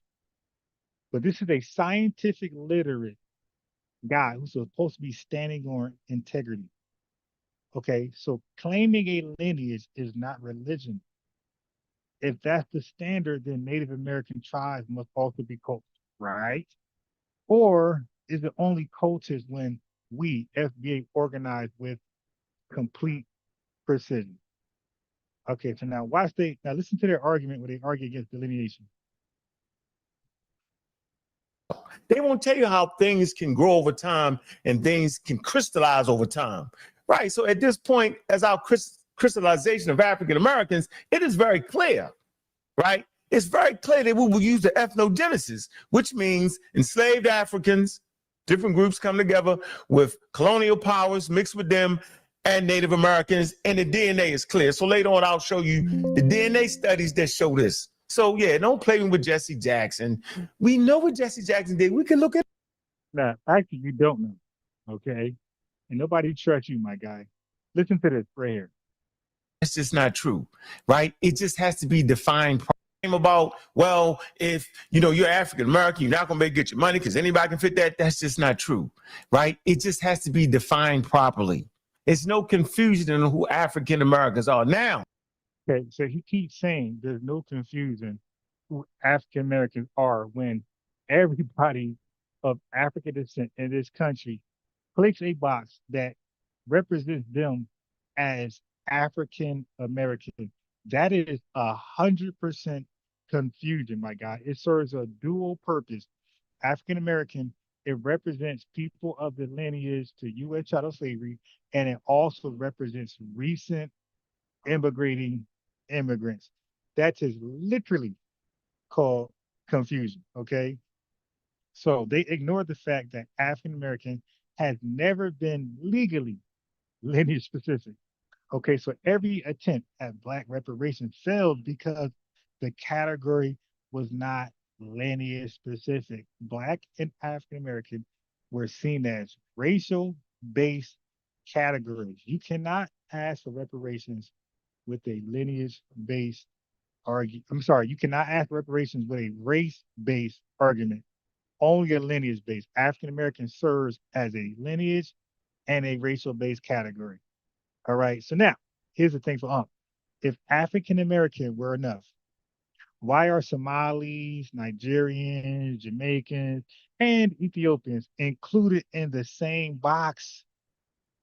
How do you prove harms specific to U.S. chattel slavery under that umbrella? They're clicking the same box. So if they're clicking the same box and resources and allocations of money goes to those people under that box, why won't they click that box again? For those resources for those people. I mean, it's ridiculous. Okay, so oh my God. I mean, but him and Dr. Ruxpin, they came together to do this. This is embarrassing. If you said it's a theory, and it's plausible, we just don't have enough data to support it, then I'll say, okay, that's a theory. That's a conceptualization. But no, you are saying it happened. So family, what they do is, again, this whole 2-hour video is called debunking ethnogenesis. And you know they can't do that. They're not that dumb to try that. So the whole video was about attacking Tariq Nasheed's personal views of his 3 stars. The 3 stars are not part of the definition of FBA. The definition of FBA, it stands alone by itself. The problem is that these guys don't know what a definition is. That's the problem. They don't know definitions are definitive. Once you have a definition of a word and there's a period, that's it. You cannot add to it. So when Tariq Nasheed added the definition of FBA to his website, he added a period. And then somewhere else on his website, he talked about the 3 stars. That is not part of a definition. That is called an explanation. Explanations are different from definitions, okay? But either they're that dumb to not know that, or they're purposely scamming you guys. They're scamming their own. Okay, hold on. Let me do this for you.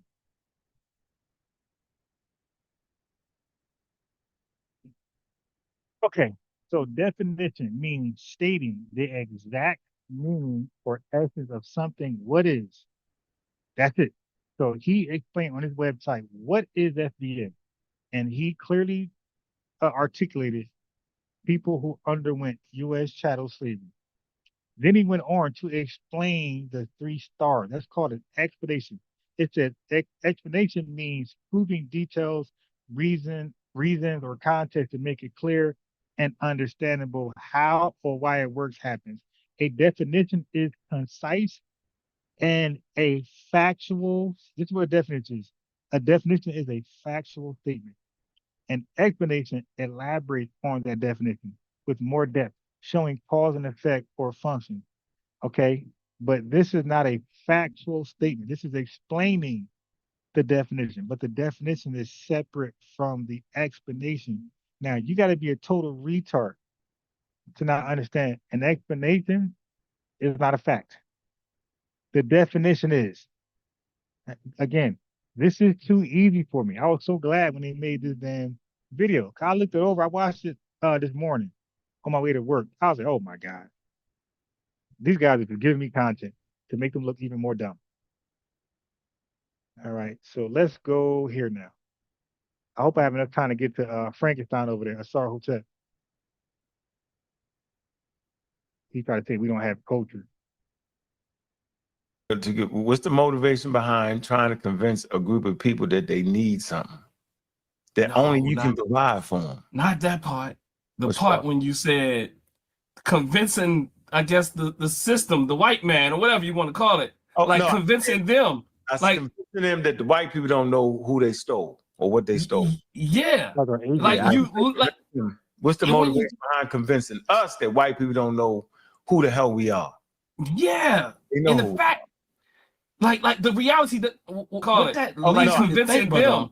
Like, them that the it white goes back to know. something I've said for many years, and you've said, and I've heard you say it as well.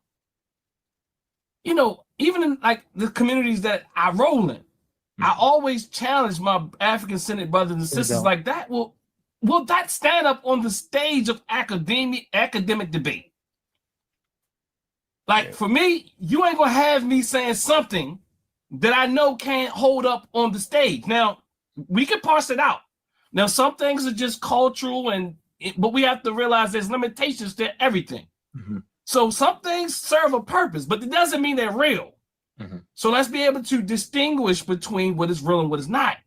But this is a political organization that wants to be taken serious, but are making fallacious claims that will be that is laughable in the real world, which will be laughable if you were to go to court. It's almost akin.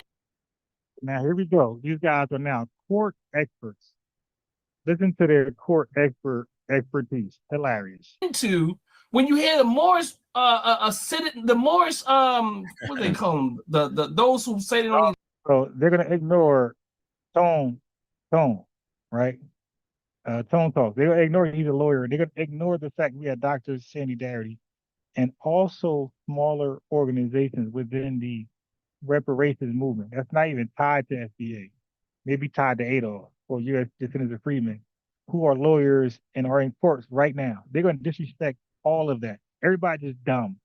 We're waiting for a high school dropout, Rukus, and ex drug addict, and Ruxpin, Dr. Ruxpin, who's a social political science, not a scientist, not a lawyer in no capacity. But we're going to listen to these fools. Now, they're not citing their source. They're now also law experts. So they're a research team of experts, and now they're law experts. License and stuff. Sovereign citizen movement. Yeah. It's almost like you're going to go in front of these people, you know, in these hearings and say, we the black aboriginal people in North America. Now, family, that's a straw man. Nobody ever said we're going to do that in court. This is a straw man they're using. And then they argue against the straw man. This is deceptive. This is bad faith. This is no integrity for a guy who's supposed to have a PhD. This is embarrassing. That school should take that degree from this guy. He's misrepresenting it. Like, how much does that sound like the sovereign citizen movement? Nothing. Now think about it. I think you said some profound things, huh? Well, the sovereign citizen movement says the USA has no jurisdiction. They claim to have diplomatic immunity. That's not what we're saying. We're using the courts and we're playing the rules of court. Okay, so I mean that's a false equivalence. Again, bad faith argument, bad faith comparison. So they ignore precedent. Okay, so Native American tribal distinction, they ignore that. They ignore Japanese American World War II redress. They ignore Rosewood reparations. They ignore Holocaust reparations. All of them required lineage-based claimant classes. Exactly what we are doing as FBA Adolf, Descendants of Freedmen. Okay, so the courts already accept lineage-based harms all the time, Ruxpin and Rukus. The only people terrified of delineation are you Pan-African booty scratchers, because it eliminates your ability to hijack our political category, and you can't sell your RBG sneakers. You can't sell us tickets to your conferences that I'm going to expose later.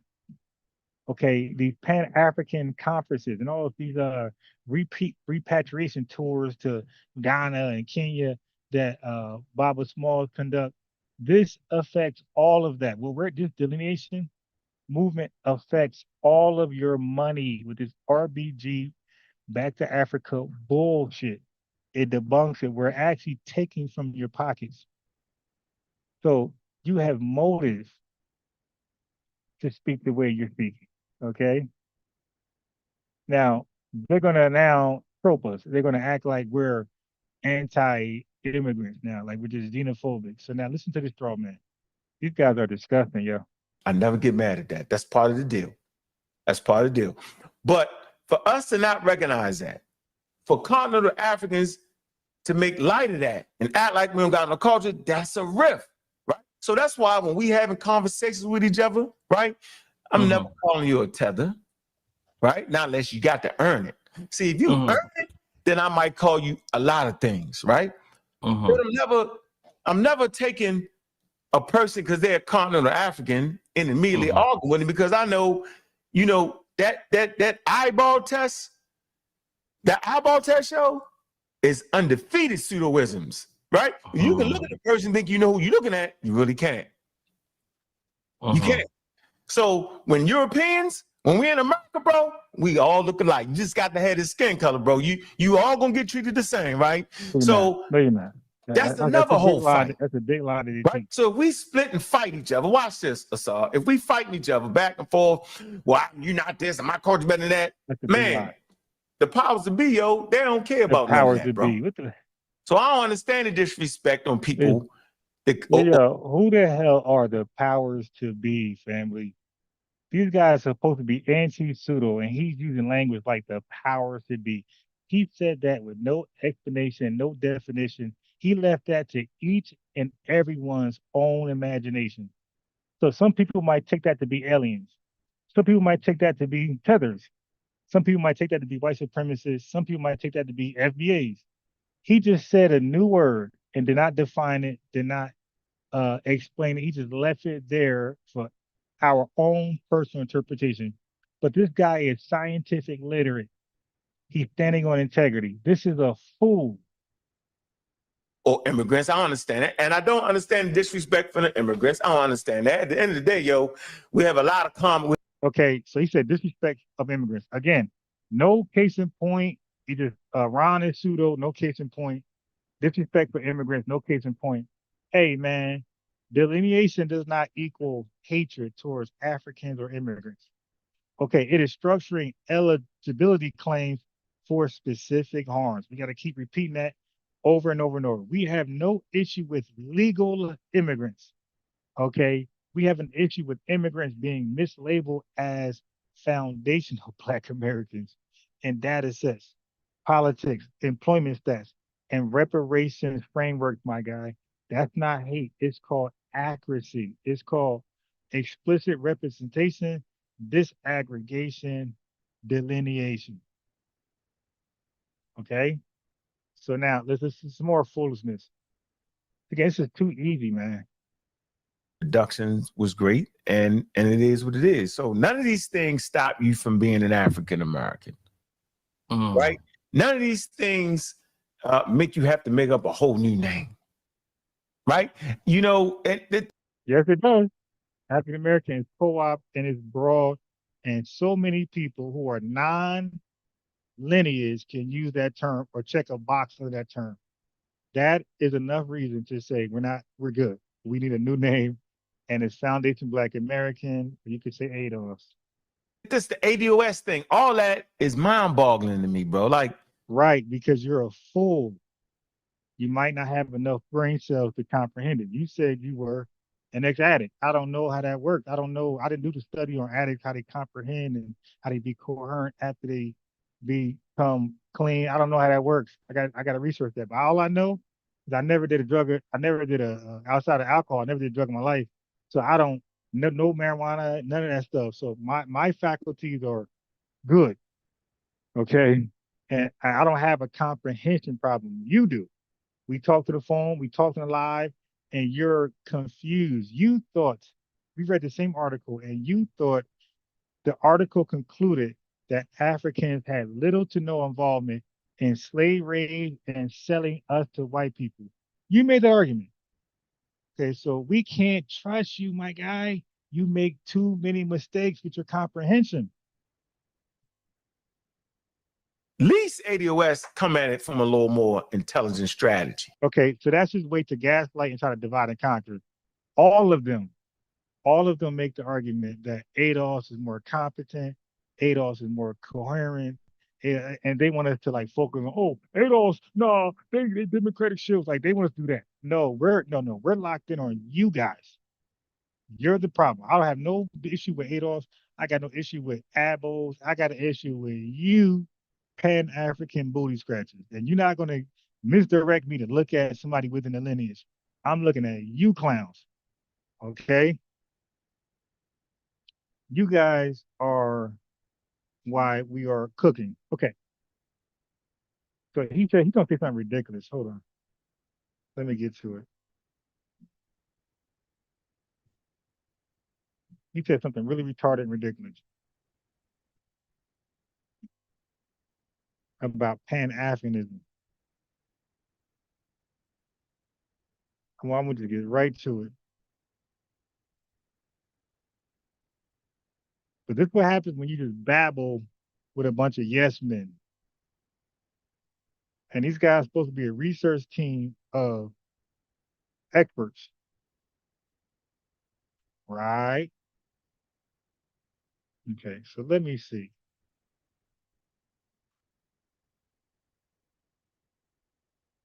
Yeah.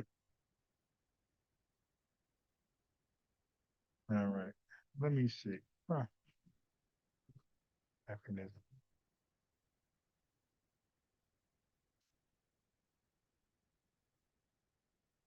Here we go.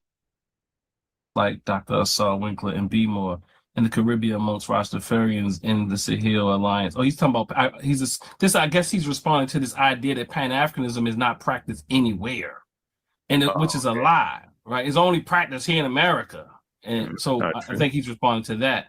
And then you know what I thought about as I was looking at Brother as I'm looking at the definition definitions for ethnogenesis.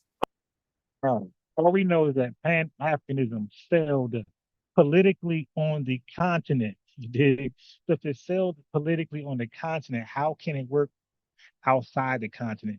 Okay, so these clowns, they romanticize Pan-Africanism to hide hundreds of years of documented collapse. We're talking about 1800s to 1960s Pan-African liberation movement that I always talk about, where these guys just said, screw you. We talk about the West Indies Federation family. We talk about failed federations. We talk about coups, tribal conflicts, border wars. We talk about the Hutus and the Tutsis. We're talking about Rwanda, that type of stuff. These guys have failed.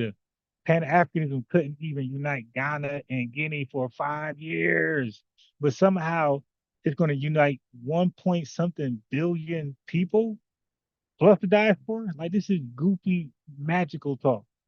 The only place Pan-Africanism is alive is on YouTube panels, not in policy. And even on YouTube, these guys don't support each other. All of them want to be the Pan-African guru. When they go to a Pan-African conference, all they do is brag about what they're doing and why everybody should listen to that person. There's no unity. When they go on YouTube, there's nothing. They don't support each other. When they have conferences, there's no support. They just brag about what they have done individually or their little small cult group. But they hate each other. They debunk each other. I remember on Sunday TV, you had the Amarat squad, a bunch of Pan-Africans who were attacking Sarasu and Seti and Young Pharaoh, some other Pan-African. That's all they do, family. Because at that moment, everybody was listening to Young Pharaoh Pan-African and Sarasu and Seti Pan-African. And the Amarat squad wanted their lights. So they felt like if we took them in a debate, we'll take their light, and now everybody listens to them and watch them. So these guys, like Chief X said, been around for 1,000 years, and they have failed to attract the people, man. Dude, you can't attract the people hating. That's not going to work. All right, so anyway, so Frankenstein, right there, Assar Hotep, he tried to make the argument that that FBA, we have no culture. So he made this argument like 3-4 years ago before Frank Zanuck. So the argument was so piss poor, horrible, that even Dr. Ruxpin challenged him on the fly. Listen to this. But I mean, according to the way you're like framing this, who on earth has culture? There's a lot of folks who have culture. So Dr. Ruxpin was telling Assar Hotep, Frankenstein, the way you're defining culture, the way you're eliminating everybody, including FBA, he's like, well, according to your definition, well, damn, who got culture outside of the people who you want to have culture? Kind of like what Frank Zanuck did. Like, he came up with his own definition of culture, and that definition conveniently excluded we, FBA. But I mean, according to the way you're like framing this, who on earth has culture? There's a lot of folks who have culture, and then there's a lot of folks who have. Name some. I named some at the beginning. So, for example, like I said. Hold on, let me shout out Super Chats. Minutes Love. We got Buck Horse in the chat. He said, "You damn fools. The grift is up. You don't believe ask Donald Trump." Yeah, like these guys are failed. Whatever they're doing in society, their philanthropy work is failed. Their activism work has failed. So now they decide to hop in our spaces. Now they're getting the most views they ever did. And that's why I say do not go to their channels, yo. Let them die out. Okay. Let they believe in all this scientific shit. So let natural selection naturally just take them out. Nature ain't gonna select them to survive on YouTube. So don't visit their videos, let them shit. Because listen, Pan-Africans don't support Pan-Africans. So the only views they're gonna get will be from us. Let their channels rot dry. Said the Yoruba people. I'm talking about outside of Africa. I said China. So this Frankenstein guy, sorry, he said the only people that have culture is Africans, and outside of Africa, just China. So now Ruxpin's gonna, Dr. Ruxpin's be like, what? And he's gonna cook them and make them look stupid with the stupid assumption. The Chinese. So what makes them like they won't fit in all these categories even. They've been as Europeanized, westernized, and they got all this mixed up stuff going on too. Notice that I said that in our conversation that culture, there's no such thing as a pure culture. Okay. Everyone interacts and borrows. Okay. But it gets to a point. What'd you say? But look, so the reason why I'm struggling with this a bit is that this is the very reason why a lot of people from So you see, so he's saying, yo, you're gonna have problems with FBAs with this dumbass conclusion about FBAs don't got culture. Of people, it's an amalgam of people who came together and decided to become a people due to various circumstances. Do you have and over time, I'm sorry? Do you have a scale? Because to me, like I hear a lot of words, but I'm wondering what scale do you have that can we can look at? And Dr. Ruxpin is like, yo, you just making that shit up out your ass, bro. Like, where's the scale to determine culture and the levels of culture where you can conclude that FBAs are on the bottom, like light colored, and Africans and Chinese people are on the high, dark color red?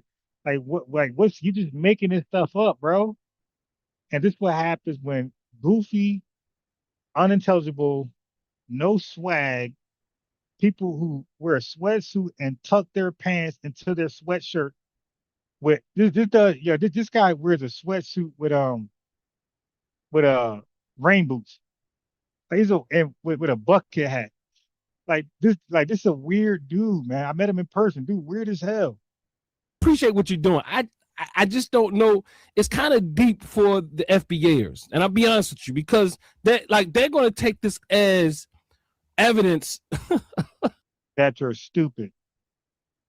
That's an unfair comparison, though. Because I know it's an unfair comparison because you are the descendants of enslaved Africans who are developing themselves. I'm talking about nationally is unfair because you have various groups, just like the Yoruba people of Nigeria or wherever else, that have these ideas, and they still have different ideas. So what I'm saying is there's but they all agree. The Yoruba people all agree on the Yoruba language. They all agree on Abatala. Oya. They all agree on Ifa. They all agree on Oshun. They all agree on Ogun. People of that region. That's what I'm saying. That's an example. I can name many of them. I'm about to give you an example that the people who are part of the Nation of Islam here in the hells of North America have. Yes, and they are Muslim. African Islam is not African American. The UNIA has an ideal person. Right, so Frankenstein's being cooked by Dr. Ruxpin because Dr. Ruxpin wrote a 900-page bullshit book that nobody supports, nobody buys. And part of that book, he decided to have a chapter called culture, and he positioned himself to say Black Americans have no culture. Just filthy, disgusting African booty scratchers. They got culture. Okay, and Texas got culture. But Foundation Black Americans got no culture. They family, all they do is attack us. You guys are swinging up, and they're mad that we're not paying them any attention. You dig? We're just living our best life. They're swinging up at us, trying to take us down. We ain't got culture. We're criminals. We're this, we're that. These filthy animals are so far below us, but they're swinging up, trying to drag us down, and we ain't paying them no mind. We don't feel none of these blows. Pause. That has an ideal person that they feel that they should strive to be like. I'm saying that you can't really. What aren't you getting when I say that we have elements and fragments? Well, I'm just saying but that listen, with no expectation of, there's no cultural expectation that everybody go through the UNIA or the Nation of Islam. National expectation, everybody's not Yoruba. I didn't say that everybody is Yoruba. I'm saying I'm trying to juxtapose them evenly, equally. You know, I mean, like there's not. It's not comparing apples to apples. Humble that Frankenstein fake pseudo scholar, that clown. He's stupid, man. Hatred for FBA. That's why I didn't say Nigerian culture. I didn't say a Ghanaian culture. I gave an ethnic group. Okay, and that's what I'm saying. The ethnic group is within a larger construct, whether you want to call it Nigeria or not. Like we're part of a larger construct, ethnic group. Like, yo, you took this stupid Frankenstein, big black head, tucking his sweatshirt into his sweatpants with rain boots and a bucket hat. Clown. You have to organize. That's why I said culture is conscious. I think in order for this to be clear, you have to develop a scale. Because other than that, is not okay. I get it intellectually. I even agree with you intellectually. So what you trying to do is like make him feel better about his critique. Stop it, bro. But I feel like in order for you to really flesh this out and make it clear and responsible, you need to develop a scale. That's not a problem. Instrument. Not a problem. Well, why you didn't do it in the first place? You stupid trash, fake pseudo scholar, Bigfoot, Frankenstein, goofy clown. We don't respect nothing about you, my guy. You're a clown. Now let's go into his book. He got a 900-page book. Kind of argue that we don't have culture, right? And that's what Dr. Ruxpin was debunking. So your position on FBA not having culture is stupid. Oh, I'll develop a measuring stick. It's too late, my guy. You wrote your book. Your book is self-published, my guy. It's out there. It's over. Shit. Hold on. So when it comes to pause. the okay, all right, you got it. So I'm gonna entertain clips of his book, and then we out of here. And then the next video. The first name that we use for ourselves collectively was simply African.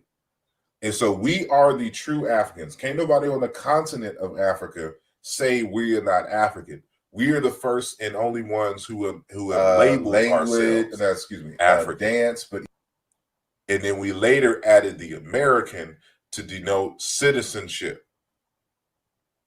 So the Africans in America.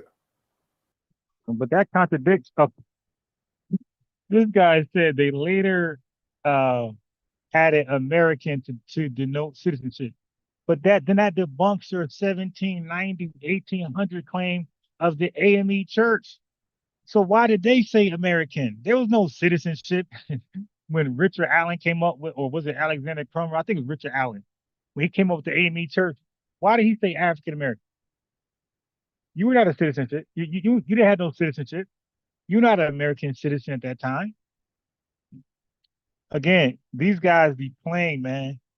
So if African American and the American represent citizenship, then why was the AME Church called AME? There was no American citizenship at that time, and he still called it the African American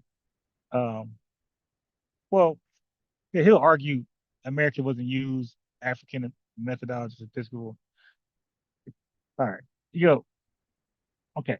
So, but okay, so maybe that church get a pass, but 1790 and in between that, they were calling themselves African American, by the way, before 1868 for sure. So the church was a bad analogy, but when they were calling themselves a few handful of people calling themselves African American, were they using American for citizenship as well?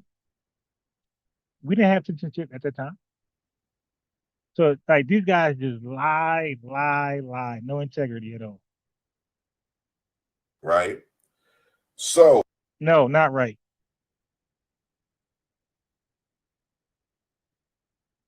Articulated by Dr. Malana Karenga, who's also going to be presenting at the One Africa conference that we mentioned earlier. So make sure that y'all go to hoppyfilm.com. Well, make sure y'all go cop your tickets. Family, he just said this guy is going to be at a Pan-African conference. Make sure you cop your tickets at so-and-so.com. Family, this is their lifestyle. They're not standing on this because they believe we're actually wrong. Family, this is their livelihood, selling Pan-African lies to FBAs and tethers. Okay, listen to this guy. Africa conference that we mentioned earlier. The One Africa conference that we mentioned earlier. So make sure that y'all go to hoppyfilm.com and purchase your ticket. Purchase your ticket, family. That's all this is for these guys. Ankh said he sells shoes when I played the video of me him dialoguing earlier. They make a living off of selling Pan-African bullshit. Okay? They make a living. About the consanguinity. Now look, this video right here, I'm gonna tell you how weird this Frankenstein guy is. He's going to propose a rename. He's going to rename Africa. So it's like, wait a minute. So we renamed ourselves a more specific, exclusive ethnonym that people can't hijack and tether on to. And you're mad at that. It excludes recent immigrants. You're mad at that. But you're going to rename Africa, family. You can't not make this up.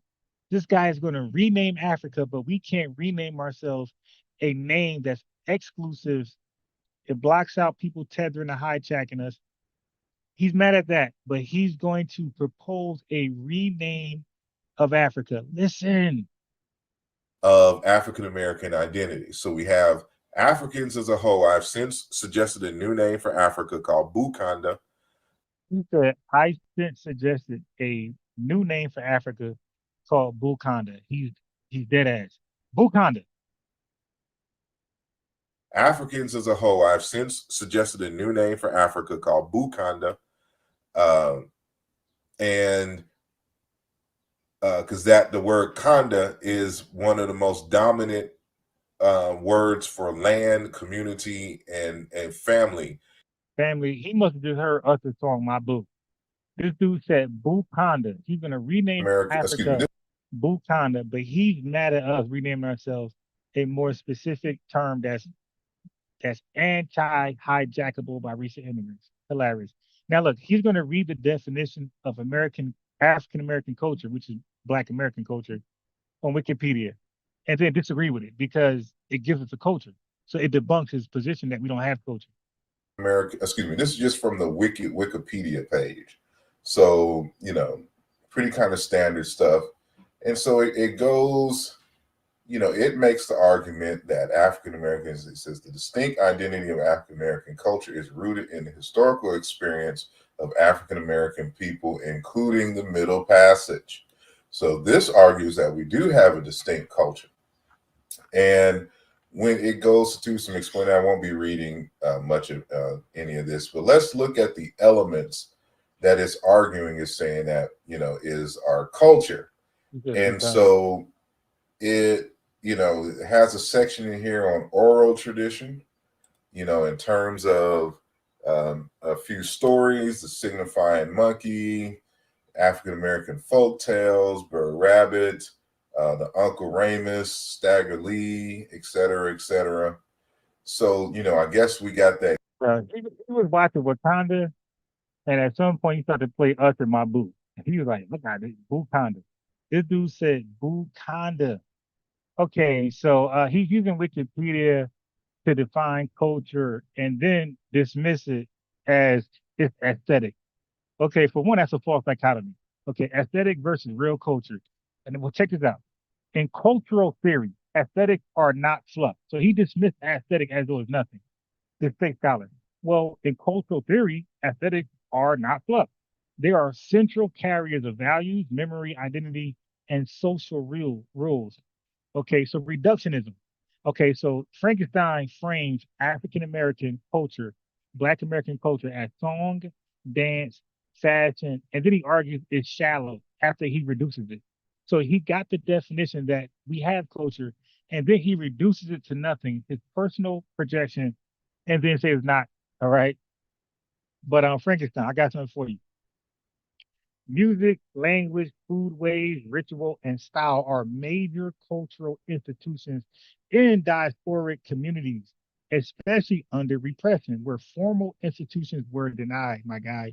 Black American culture or foundation Black American cultural production is historically tied to collective survival and social organization. So spirituals, praise traditions, let's say ring shot lineages, church polities, mutual aid societies, fraternal orders, burial societies, the dozens, playing the dozens, signifying as social regulation, etc. Okay, so they like really all he's doing is making white supremacist arguments. All right, so we have culture. Wikipedia just debunked this fool, and he got mad at Wikipedia. Listen to this one. Now we don't have language. Dance, but even the language, even though it has certain West African grammatical and phonetic aspects of it, for the most part, it's still English. So we don't have our own language. We don't have our own language. It's still English, he claims. Like, this is a fake self-proclaimed scholar. This is Frankenstein. In that sense. So we don't have our own language. Like, he just be making shit up. Okay, so linguistic essentialism. Frankenstein, listen, my guy, I'm trying to save you the embarrassment. If it's English based, you say it's not ours, right? But that's not how linguistics defines ownership or distinctiveness. One more time. You said if it's English based, it's not ours. It's not FBA's. But again, that's not how linguistics define ownership or distinctiveness, my guy. So there's a structural misunderstanding on your behalf. Check this out. AAVE or FBA. It's not slang. It's like Creole ain't slang. It's not slang. It's not random. It's not random deviation, my guy. It's a rule governed variety with stable grammar, aspect systems, and phonology. Okay, so watch this. A language variety can be distinct and culturally owned without being a separate language family. Hello? It don't have to be a whole new something. A language variety can be distinct and culturally owned without being a separate language family. Check this out. Language is a continuum. Dialects, varieties can be culturally definitive, e.g. Scots English, Haitian French varieties, etc. You're dumb. Throw that book in the garbage. You wrote 900 pages for no reason. Nobody's going to buy that book. It's hot garbage. Even Dr. Ruxpin said it's hot garbage.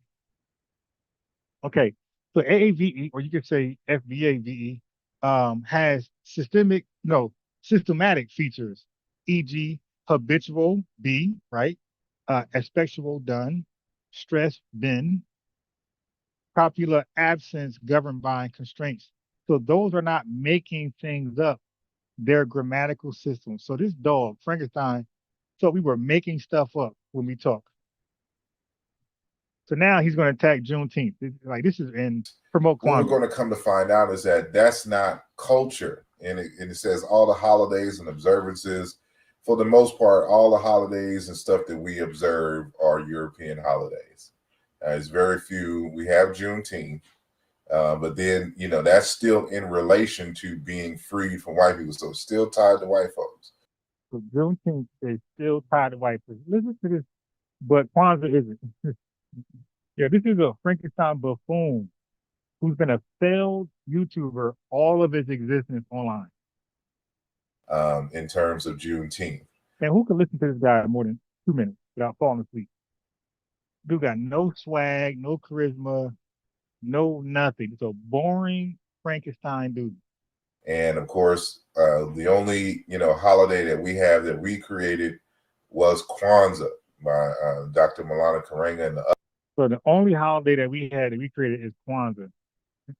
Okay, so that's a genetic fallacy. Okay, where a practice originated does not equate to what it means now in the community. So the origins doesn't equate to what it means now. We keep trying to explain that with FBA. Watch this.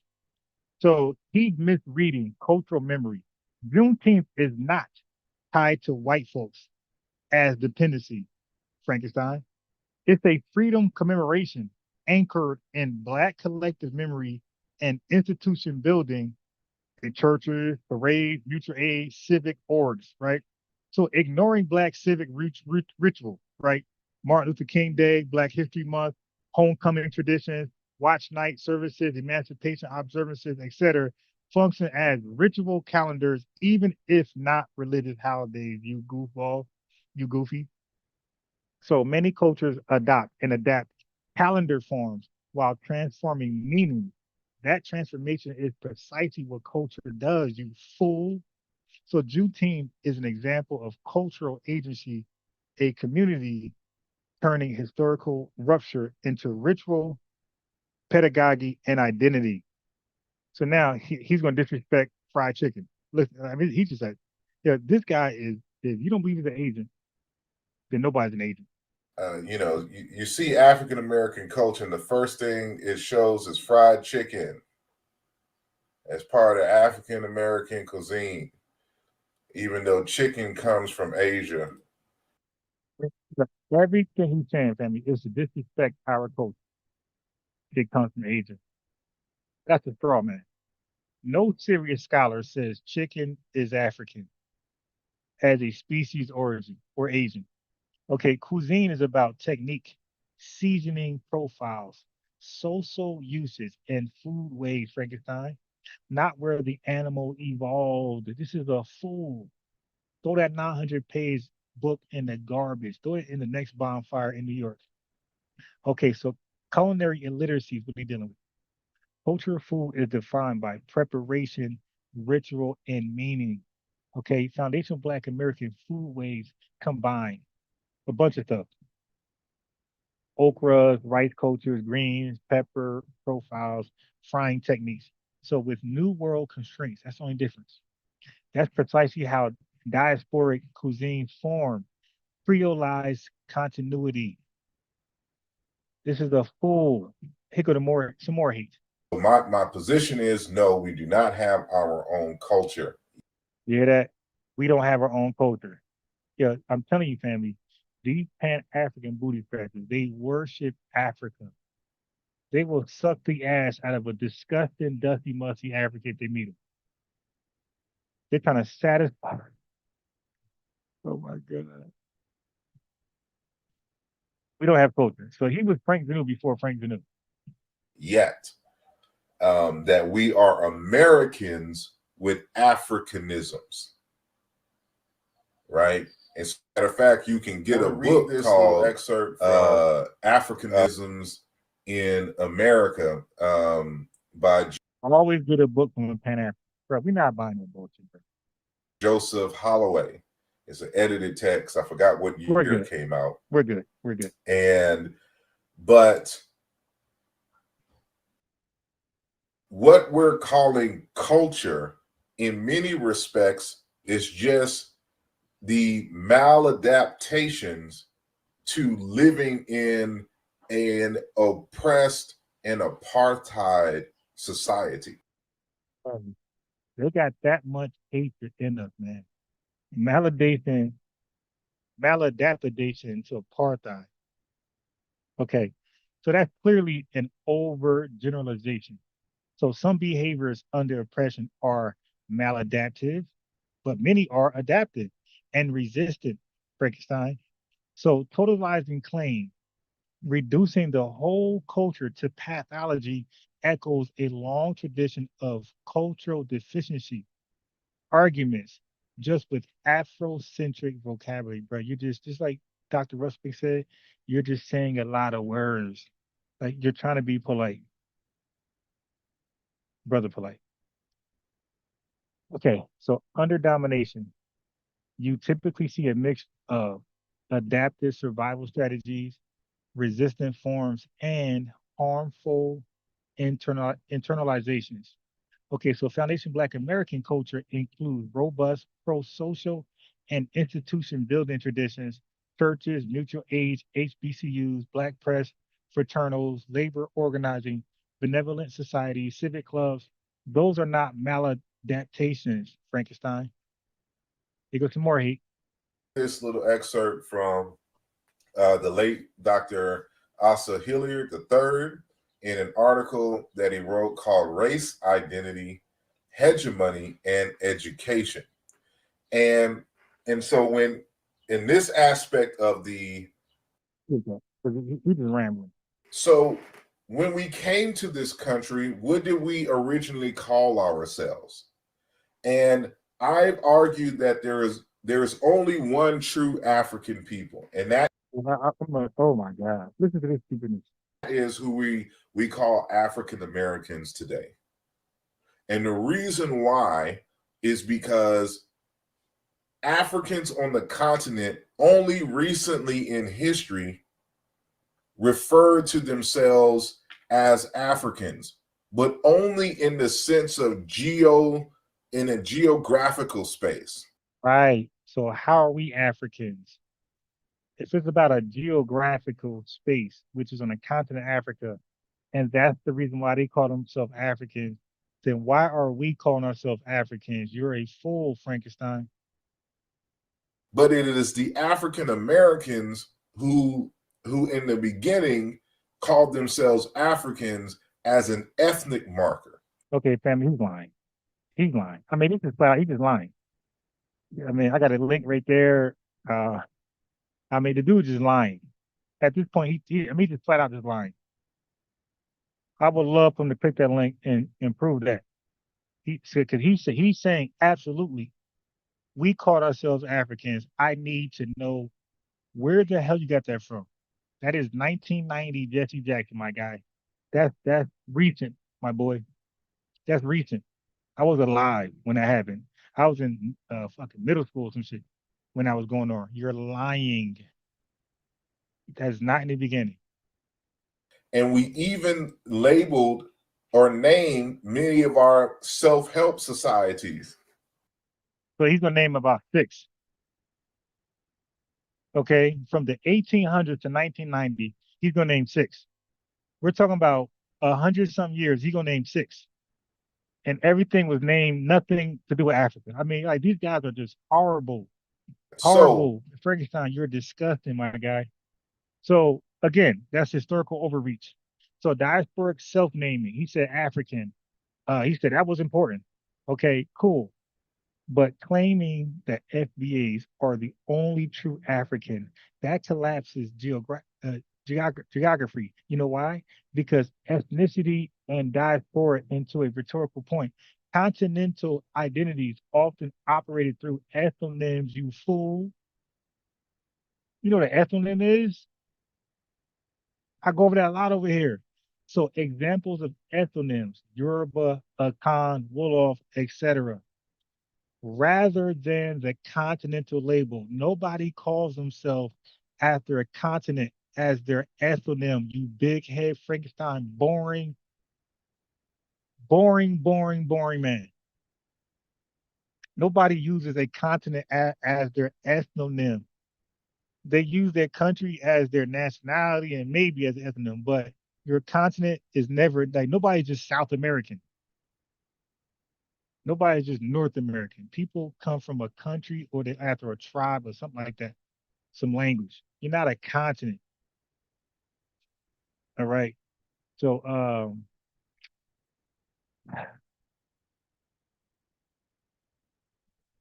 right. Yeah, I mean that's just dumb. That's just dumb. Let's get past that. 7 core areas of culture as articulated by Dr. Malala Karenga, who's also going to be presenting at the One Africa conference that we mentioned earlier. So make sure that y'all go to hobbyfilm.com and purchase your ticket. You got to purchase your tickets. He's selling Pan-Africanism, and you got to go purchase your tickets. But anyway, so there's you know, in Africology, in Africana studies, this is the first thing that we learn is these 7 core areas. So when you say that we have a culture, right, you have to consider these areas. So what is the history? So every group has a history. You can never not have a history. The only way you not have a history is if you don't exist. But since we exist, everyone has a history. But you know, you have to systematize and have people to write down and teach that history, right? Then you have mythology. And usually I combine that with cosmology. I'm about to fall asleep. Listen to this damn guy. Come on, hurry up, man. Speak a little faster. So I put cosmology. Upgrade some swag. And then you have motifs. Motifs are the signs and aesthetics that remind the people of the culture how to behave, and it okay. All right, god damn, man, this dude won't shut up and just get to the point. Okay, so family, that's a misapplication. That's a misapplication of Karenga's framework. All right, he's just lying. Okay, Karenga's framework is not a universal rule that groups have no culture. He's misapplying that to suggest that. He's a dummy. He's a dummy. So, brother, just so you know, many cultures have plural mythologies, right? Mixed political forms and contested ethos, especially in modern states.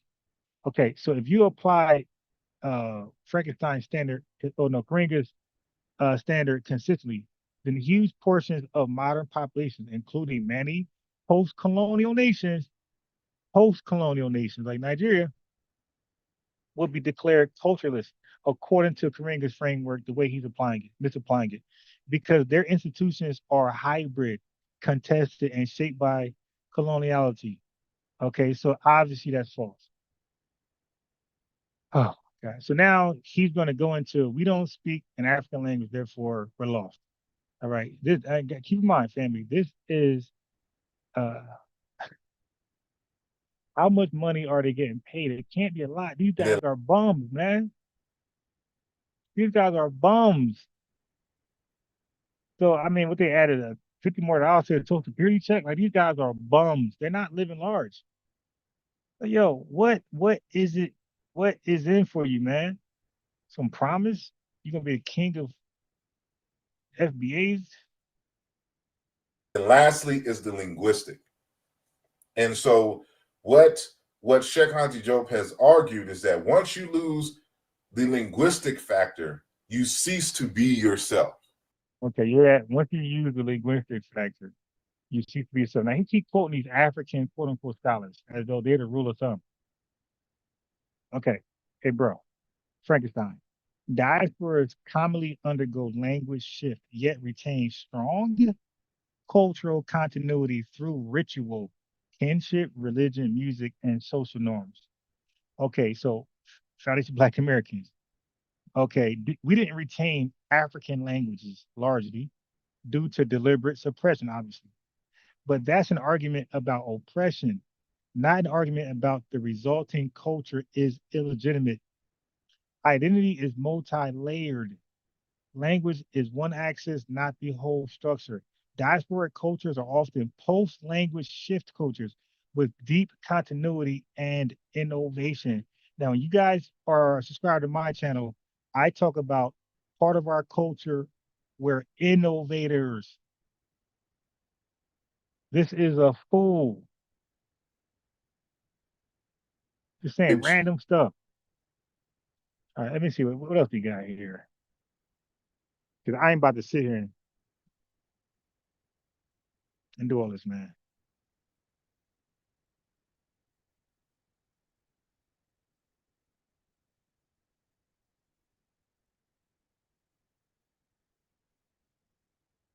Yeah, I'm good. I'm good. I'm good. I'm good. I'm good. I'm good. I'm good. I'm good. I'm good. I ain't about to sit here. I ain't about to sit here and just go over this garbage, man. I'm good. I'm good. I'm good. Like I did enough. I did enough. I'm not. I had more slides, more clips. I'm good. I'm good. Like it's giving me a headache. The dude boring as hell. I'm falling asleep. I'm about to buy some more coffee. Like the dude just cost me money. I'm buying coffee to stay up to listen to this bullshit.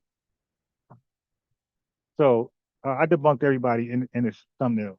Dr. Ruxpin, Ankh, Rukus, and Hotep Frankenstein.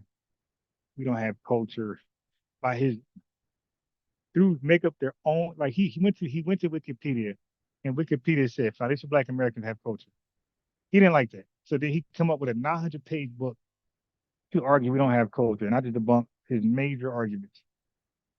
I mean, it's just garbage, man. It's just garbage. Garbage. You diggy? I ain't about to do that. I ain't going back and forth with these niggas. Okay, one. Okay, one. Yeah. I mean, the hatred, the jealousy, envy, it's just crazy. Again, if you want to have a serious conversation with me or any serious FBA representative, you got to know the talking points. You got to know our major, like all these are side topics. The culture, that's a side topic. Our major topics that you must either agree with or disagree with is delineation and reparations. All right. That's all we want to know. Are you pro delineation for us? Or are you pro reparations? Okay. Once you say yes to both, nah, there's no conversation. I'm good. Nah, there, I'm good. I'm good. I'm good. I'll pass. Because you're not, to me, you're not an obstacle. If you agree with delineation and reparations, move out the way, man. To me, you're just a cloud chaser. No, I don't want to argue culture. I don't want to argue this other stuff. I'm good.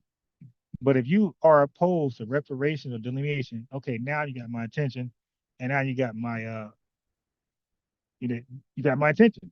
Okay, I want to talk about that, but I'm not about to entertain some side arguments when the major bullet points of our talking points are delineation and reparations. Anything else is just cloud chasing. It's just a gotcha. It's just a gotcha. That's all. It's not a core argument of ours. It's not a core position.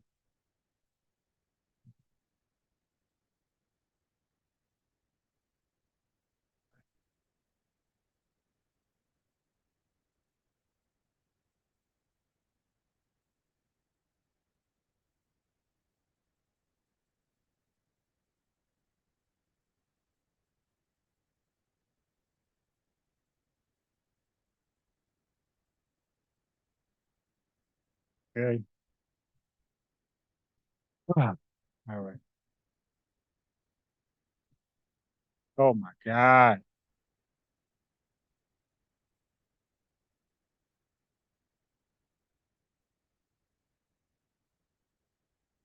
It was so boring. I don't know who's more boring, him or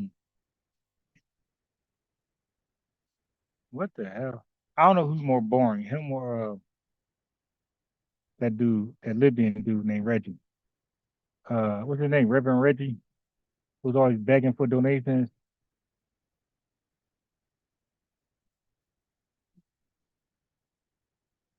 Yeah, I don't know who's worse. Give me a second.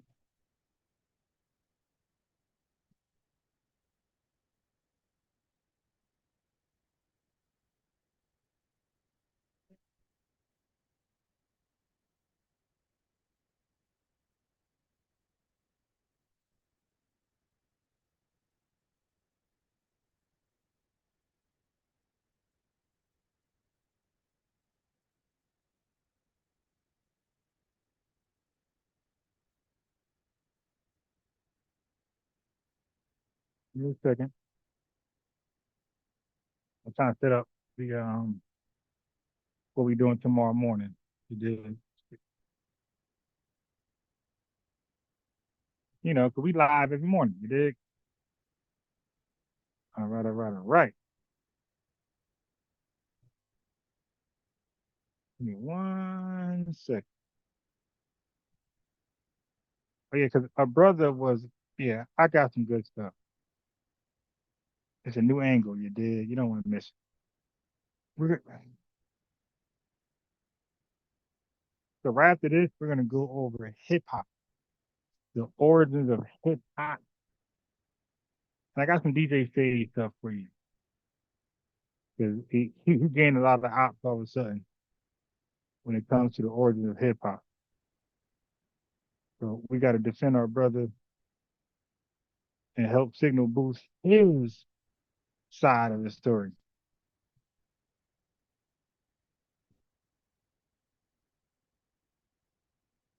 One second.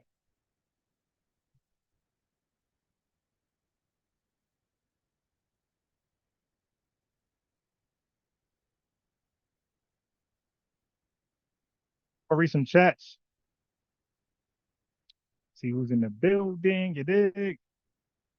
Hey, yo, we be lit in the morning. Thank you guys, man. Like I said, next up is we're gonna talk about some hip hop.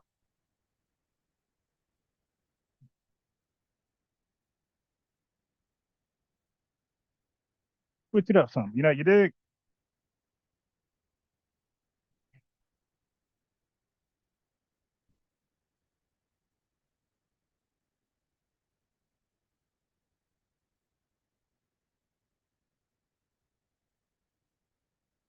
Okay, so who's in the building? We got Buck Horse.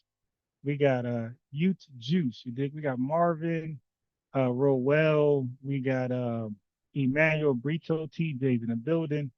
We got Mad Man in the building. We got Fresh Always. You know he's fresh always. We got Laura's Child. We got Polo Styles. We got Brandon. We got Gail Branch in the building. We got D in the building. We had Q Butter was here. We got Q Butter in the building. We have Crown City in the building. We got Ty B. You dig? Pulling up. We got who else is out there? We got Donnie C. Williams in the building. We got Hit for DR in the building. Ray, I see you, man. Born Enemy, I see you. I see you. We got Stormy Weather pulling up, representing, showing love for the lineage. Yeah, so yeah. So the hip hop thing is next. So make sure y'all pull up for that one, man. It's gonna be serious, man. I'm helping a brother out. I'm helping him get his video out there, you dig? So I'm supporting his video. It ain't mine, it's his video. I'm taking no credit. All right. So you know what I mean? But I think it's a good change of topic, change direction. Because I know everybody, you know, I'm cooking everybody, you know, that could be boring. So we're gonna mix it up.